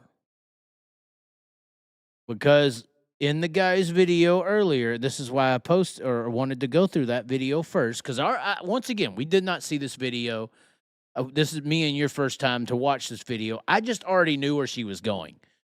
Wait, and you played just enough to be like to connect the dots. Like what? To connect all the dots. What the fuck did she just say? So, but I played that guy's video earlier. Right. Explaining the Israel rule and how that all happened, because I don't like leaves. I am never going to be a person who sees a privileged white woman and try to marry her and say the reason she's acting the way she is because of her. She's a leaf. I'm not worried about her. I'm worried about where she's come from. What's the root of the tree that has produced the bark, that has then produced the root, that has then produced a branch, that has then produced a leaf. So, who was the motherfucker earlier that purchased Isreal? Rothschild, right? Hmm. So, anything that's happening currently is based on the Rothschilds' rule. Because why would they purchase an entire fucking country all them years ago if they didn't have a plan for it? So you got to understand, even though it's Isreal rule and everything she's talking about, this is why I say Israel's a decoy. Because technically Israel is a decoy. Because technically Israel is already an established country that is based on an agreement that was already purchased to be even pushed as Israel rule. So the real rule of the country is Rothschild. So that's what people would establish or think of when they go to deep dive into who owns things and runs things. But at the end of the day, see, I did my research back in 2017 when I crashed my car into the wall randomly and randomly got taken home to the vehicle out front. I researched the Rothschilds. I researched what they believe because it comes down when you get past the monetary advancement, it gets down how people act and what they do is based on what they believe in. It's not about the money. It's about belief. Why do I do something? It isn't always about the money, obviously.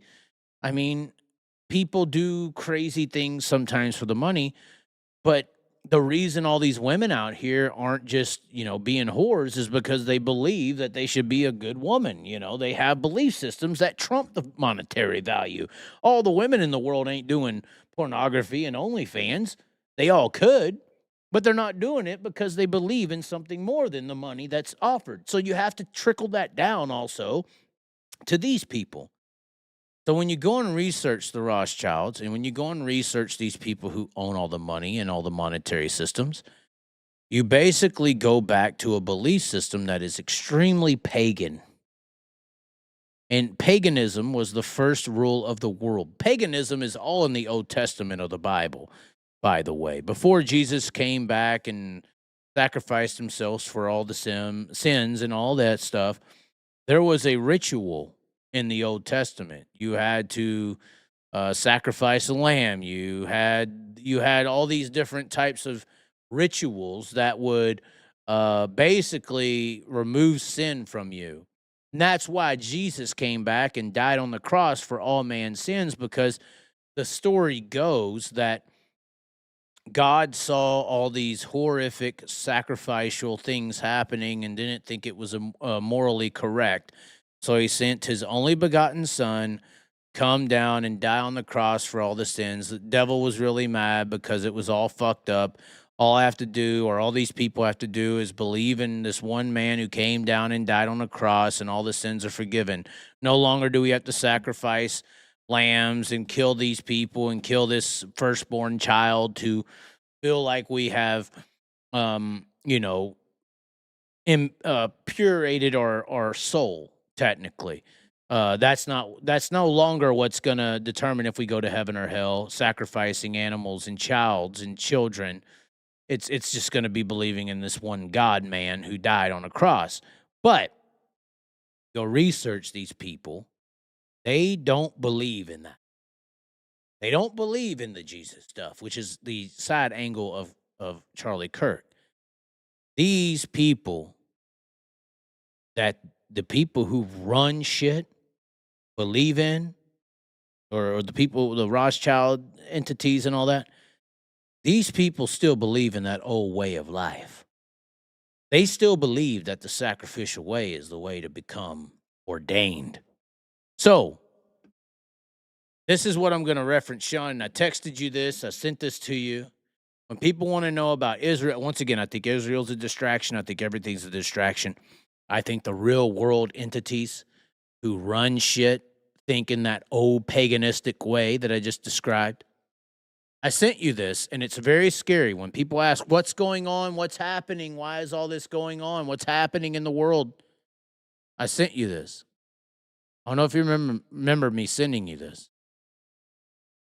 It was a tweet that I screenshotted. Yep. And it says, all these are part of the human sacrifice they are displaying to the whole world. First lunar eclipse, which happened just a few weeks ago.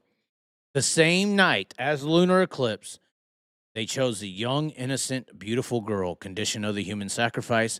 See what he said below. And then today, all through the neck, blood had to be displayed. It was everywhere. Everyone saw the shot. Everyone saw it on social media. They have to display their worship in open.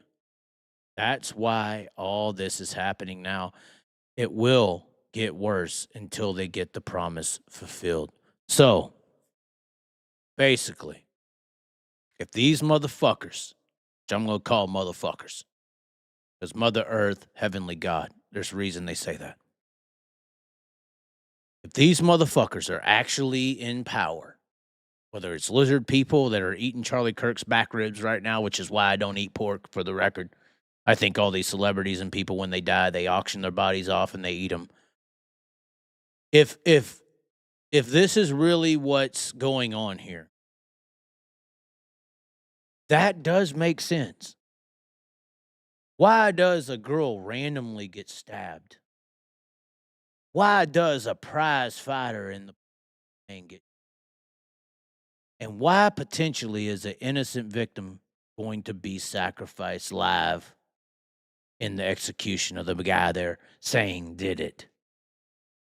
These are the ritual. When you go research these people, Sean, I'm not trying to be an asshole. When you go research these people, these are the these are the doctrines. The doctrines of these people is to sacrifice a young woman of beauty, to sacrifice a warrior, you're leading. So basically, you're sacrificing the most valuable woman, the most valuable man, and then the innocent man, because that's the soul determining sacrifice. This is like what's happening right now, Sean, is scaring me simply because it's validating. It's validating what I believe potentially is still running this fucking shit, which is these fucking paganistic motherfuckers at the top of their rocks. And we're just fucking sitting here when we watch this football game, or I sit here and talk about racing. We're just fucking abiding by their rule. We're not talking about what they do. We're not talking about their actual ritual. We're just fucking watching it and talking about it and socializing on medias. This is why I feel so bad about not staying on the road. I'm not out there in the world. They want us to sit here and just eat their fucking shit. You know what I mean by that? They want us to just sit here and eat their fucking shit as their show that they own plays out in front of our fucking eyes.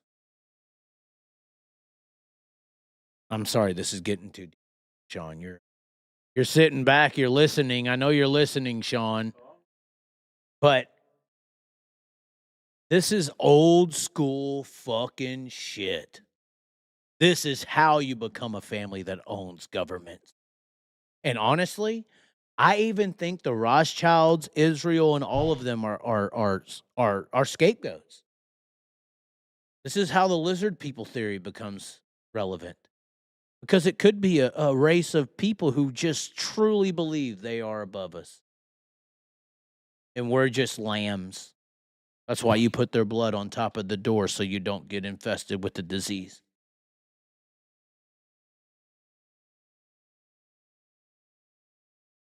Hey, man, 7 days or 1 day to God is 1,000 years to man. And these people think they're above God. I don't know what to say. I don't know what to say, Sean. Does it make sense, though? It makes sense, right? That's the sad part, right? It makes sense. It's making sense, but I'm just. You don't want to swallow the pill. No, I'm just trying to process. My mind don't work. But yeah, I mean, it's making sense what you're saying. It's sad, guys. I don't want to be the bearer of bad news, but the avenue of the saints have to be traveled sometimes. We're just blowing the trumpet. Are we in the end times? I don't know, but there is some end time shit happening. There is some end time shit happening. I'm scared. Once again, I guess we could call this the real deep dive. A real deep dive into the essence. Into the fucking essence. All right, do you want to talk about racing? Let's get back into the distraction. Let's get back into it. Hold on. We got plenty of distraction for you, ladies and gentlemen. We're going to get into it all. So Sheldon Hodenschild, we're literally switching that quick, Sean. We're literally just going to switch. We're going to go into the normally scheduled programming of the distraction that the elitists want us to keep going on to. This is why it's called the Chaz, why I'm a little celebrity in this little bitty sprint car world. I'm just a lamb that will be sacrificed one day. So we see Sheldon Hodenschild. He's doing his little video. Everybody's wanting to know where Sheldon goes, for instance. We can go through this pretty quickly. He has his different hats on, 15, 18, 45. I'm being told, and there's the real true one, it'll probably be 93, I would assume. The 93 is going to be the actual car. Whatever Sheldon goes to, and I think you even talked about this, Sean, it's going to be their own team, is it not? I believe it is. Whether it's the 45, whether it's the 18, whatever it is, it's going to be number 93. I think it's going to be number 93. I think that's why Ripper and him was a package deal. Ripper and him was the 93. I think the 93 is going to stay. I'm hearing two options on this scenario. I'm hearing the 45. Of course, Austin Wheatley with their team with Corey Eliason. They have some very good motors, I'm hearing, with this team. And with this team, they are going to be able to have unlimited financing, unlimited equipment. Look at it. It's a pretty plain car. Wouldn't take much to put a 93 on the wing and the tail tank and let Ripper and Sheldon just take over the fucking team and do whatever the hell they want. I have heard that it would be the 18. That makes a lot of sense. So as far as Sheldon is concerned, I think it is coming down to the 18 and the 45 as to who's going to be or who Sheldon is going to be going to. The 18 car makes way more sense, obviously. I don't think so. You don't think so? Why? No. Oh, well, I'm just saying location-wise. Location-wise, yes, but I don't know. You think the 45 makes more sense? Just here's all the equipment, here's all the money, here's the engines. That's what you do with it?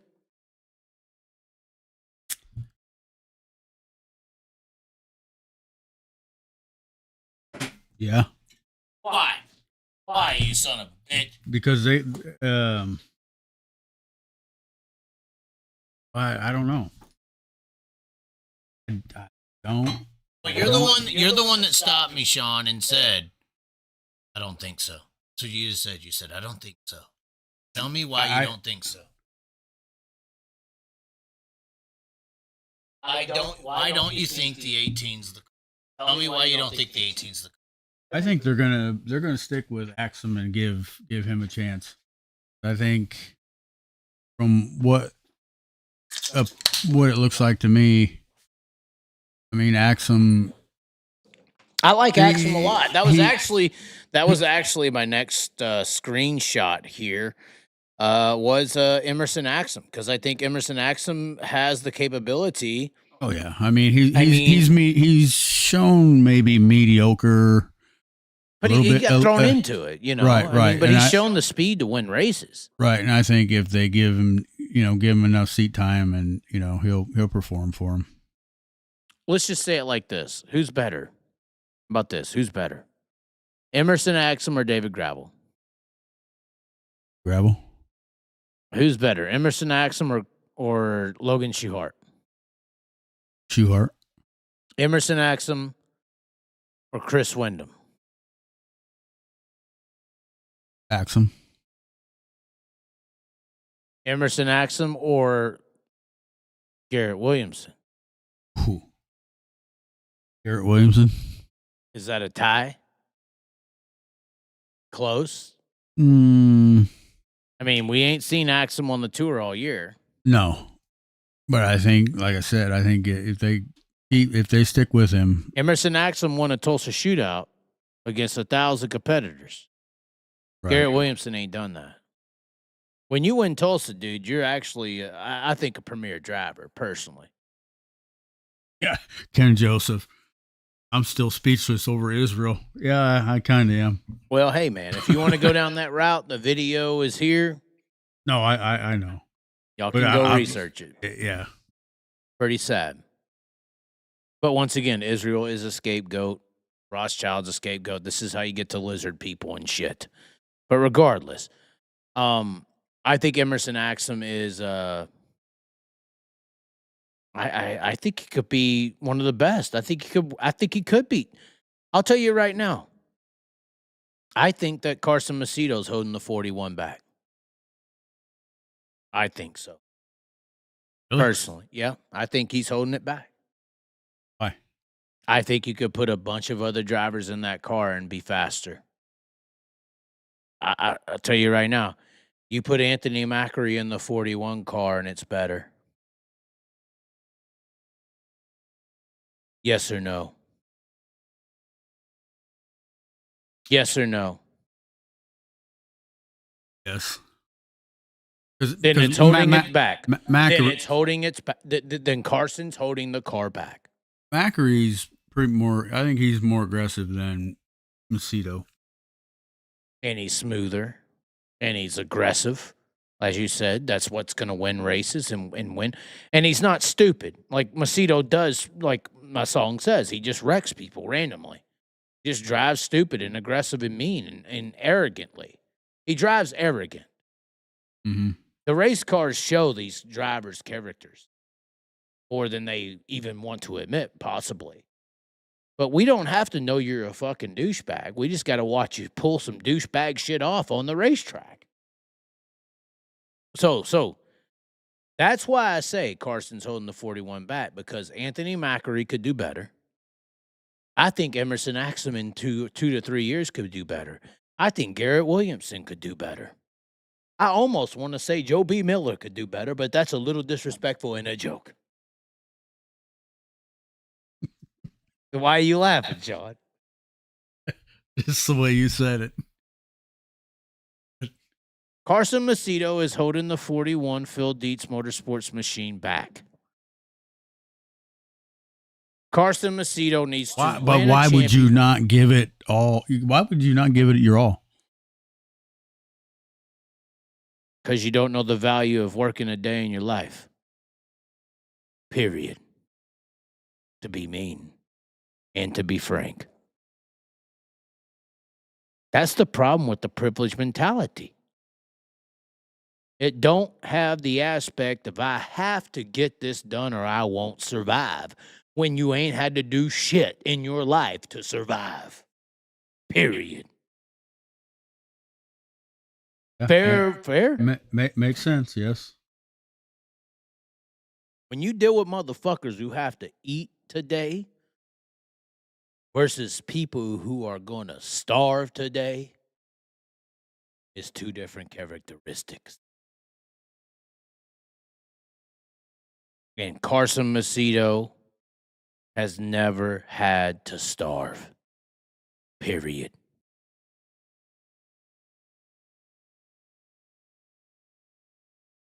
Now, fortunately for Cole, long term, I think Cole will be a little better than. I think Cole will be better because Cole's got to observe what I'm talking about.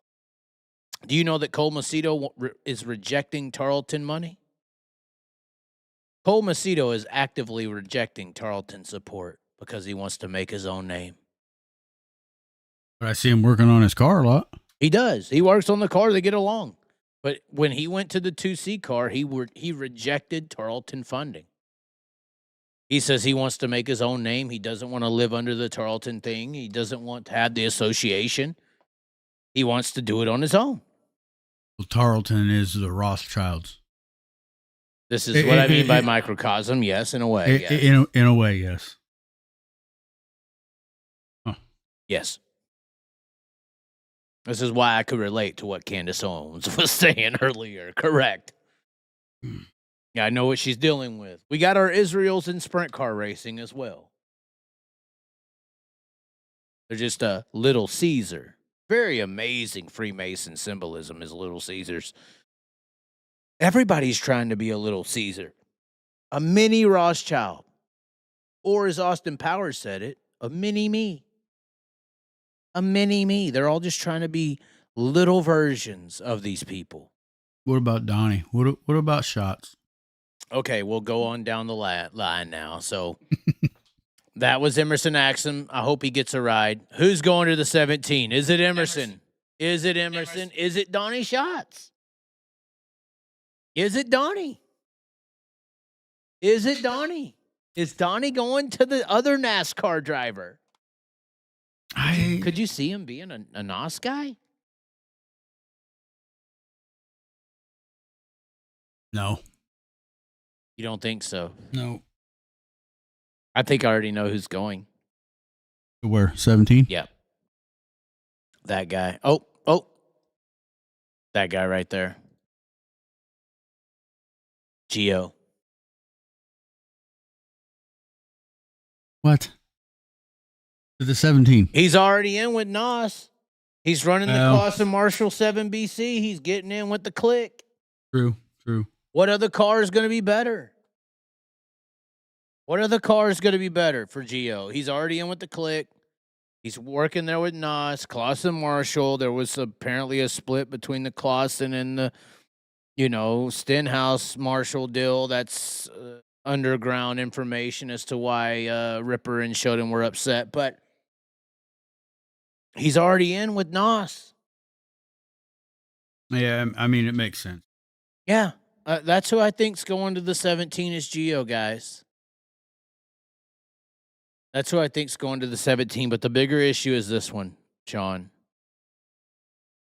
Who is going here? 15, the TSR, Tony Stewart in the big salon known as Eldora. I think that car goes away. You think it's going? It's not going away. 100% not going away. So who's going to it? Emerson Axum? No. You're sure about this? I mean, Tony Stewart's over here. He's freaking in. He's in NHRA getting wrecked. Did you see this wreck? I seen that wreck, but Lee is getting back in the car. So I heard he's not going to race this year or this next year. I mean, I don't believe that. That was a pretty bad wreck. Tony Stewart says it was easy though. He says it was in the quote here it says, "I've been through sprint car crashes way worse than that." But he said he didn't remember them. He don't remember this crash. But he says he's been through way worse. So I don't know. Well, maybe yeah, there's two areas of thinking here.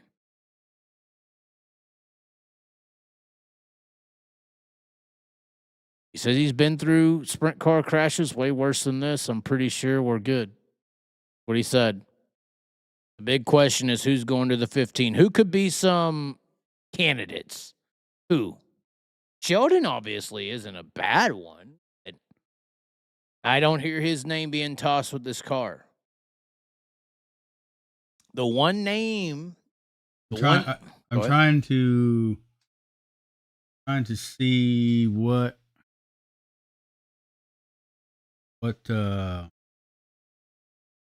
affiliations some of these sponsors have with other teams. Well, see, the one rumor I heard that does make a little bit of sense, just due to proximity of the TSR shop and their shop, is Rico Abreu merging with TSR. That makes sense. Rico Abreu has always respected Tony Stewart. Obviously, Chili Bow's big to Tony. Rico had a lot of success there before he almost ruined his career. Rico also has Ricky Warner which TSR had the success at the 15 operation. Rico is in Brownsburg, Indiana with his racing operation. So is TSR and the NHR team. A merger between Rico Abreu and the TSR individual team makes fucking sense. Does it not? I mean, Rico Abreu racing under the family money. He obviously, probably wants to do business sense things. He also wants to sell merchandise. He also wants to establish himself in sprint car racing. Tony Stewart, I'd rather be with Leah, and she's very beautiful. I don't doubt it. I'd rather worry about my own thing while y'all worry about it over there in the sprint car world. What better situation is there, right, for Tony Stewart, right, than to merge TSR with Rico Abreu and just go with it? I mean, because what's the better option? He did say he wasn't gonna. Well, he did say, his love of dirt racing and whatnot. There, a couple weeks ago, but as far as attention needed, running the operation, yeah, I think all the boxes are checked for Tony Stewart to not even worry about sprint car racing and still be involved if he partners with Rico. Right. That sounds like the home run to me, and it's the biggest fucking name. It's the biggest name we've had in dirt racing for 20, 30 years in Tony Stewart, and it's the biggest name we have in dirt racing right now, in sprint car racing in particular, with Rico Abreu. It's the home run merger of all racing of history and dirt racing. It's the perfect combination. So does Kerry Matson go back to the 55? Yeah, I mean, that's kind of been, from my understanding, the plan to begin with this entire time. Is Kerry just finishes the season and goes back to Vermeer. What is the TSR 15 going to do? Merge with Rico Abreu. That sounds like the best fucking idea in the world. Why would you not do this? Honestly, the more I think about it, why would you not do this? Okay, so they're going to, and just like I hate Brian Hubert said, TSR runs high limits with Rico? Yes. Did Tony Stewart not sell the All-Stars to Kyle and Brad? Right. Donnie Schatz has the allegiance to the Outlaws, not Tony Stewart. Correct? Correct. I mean, Tony Stewart obviously respects the World of Outlaws. Not get that wrong. But as far as which series to choose and where to go, it's Donnie Schatz's loyalty to the Outlaws more so than Tony Stewart's. Common sense says that, correct? So then why not merge your team with the most successful name in sprint car racing? You're right there. They're all there in Brownsburg, Indiana. You don't want the stress, the worry, the management of the team. Just fucking partner it off. And now all of a sudden you got Tony Stewart racing with Rico Abreu. Boom! Blow the fucking roof off the place. Blown the roof off the whole, oh my God, is it happening? Could you imagine the merchandise sales? Oh my God. Yeah. Oh my God. Ricky Warner's back with TSR. Rico Abreu, the new star driver. The team now has a, maybe how are they going to, I don't know how they're going to figure out the charter situation, but I mean, here's the problem with the Outlaws. If you're running with them every year, what do you got? You ain't got a fucking charter anyway. If TSR decides to not run World of Outlaws next year, they can't sell a charter that they've raced for 20 fucking years for. There's the fucking business element. Outlaws.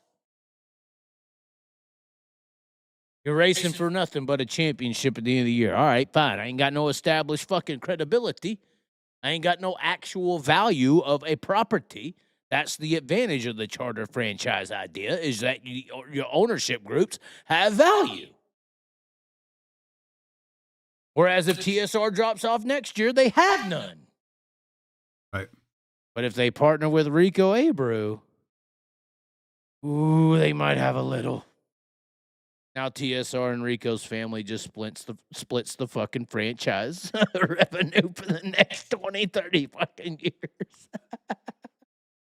So that's who I think. I mean, if I was advised in Tony Stewart, which I could text him right now, but I'm not going to. It's very late.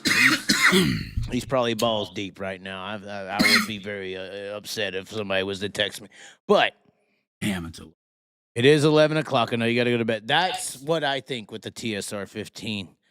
Merge with Rico Abreu and solidify your future in the sport. We do got to talk about just one more thing. One more thing, Sean. It is Knoxville Nationals week here with the late models. I know you're actually pushing. You are, correct? Not pushing, just rolling the track in. Okay, you're rolling the track in.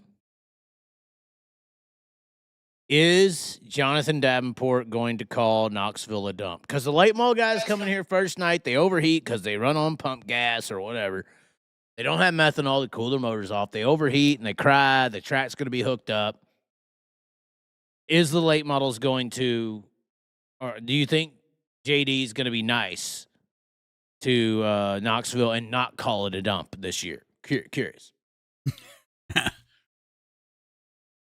Well, he's always said it was a dump, so I don't see no reason why he would still continue on saying it's a dump.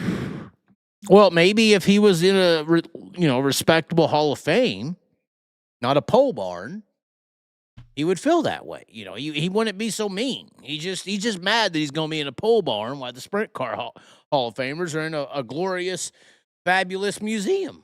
He's going to be in a pole barn one day at Florence. He's jealous. They're all jealous. But then Friday comes around, the track widens out, they're all nice, and Saturday comes around, it's all nice, blah, blah, blah. They all calm down. But yeah, we're going to hear it this week about how Knoxville's a dump on Thursday. So don't fall for it, guys. Don't be the Israeli Mossad and fall for the trash that the late mall guys are going to call us come fucking Thursday night. Friday and Saturday, they'll be like, oh, well, it's not that bad. Anyway. All right. We're all going to sleep, right, Sean? Yes. Okay. We got to go to bed. Thank you for tuning in. I'm spot on, Chaz. Chris Litton, thank you for saying that. I got to pee. Sean's got to go to bed. Thank you for tuning in. Subscribe to the channel. Share the video around. We're back here. We're disabled. We're smart, I think. All right. Thanks for tuning in, ladies and gentlemen. We'll catch you next time. Bye.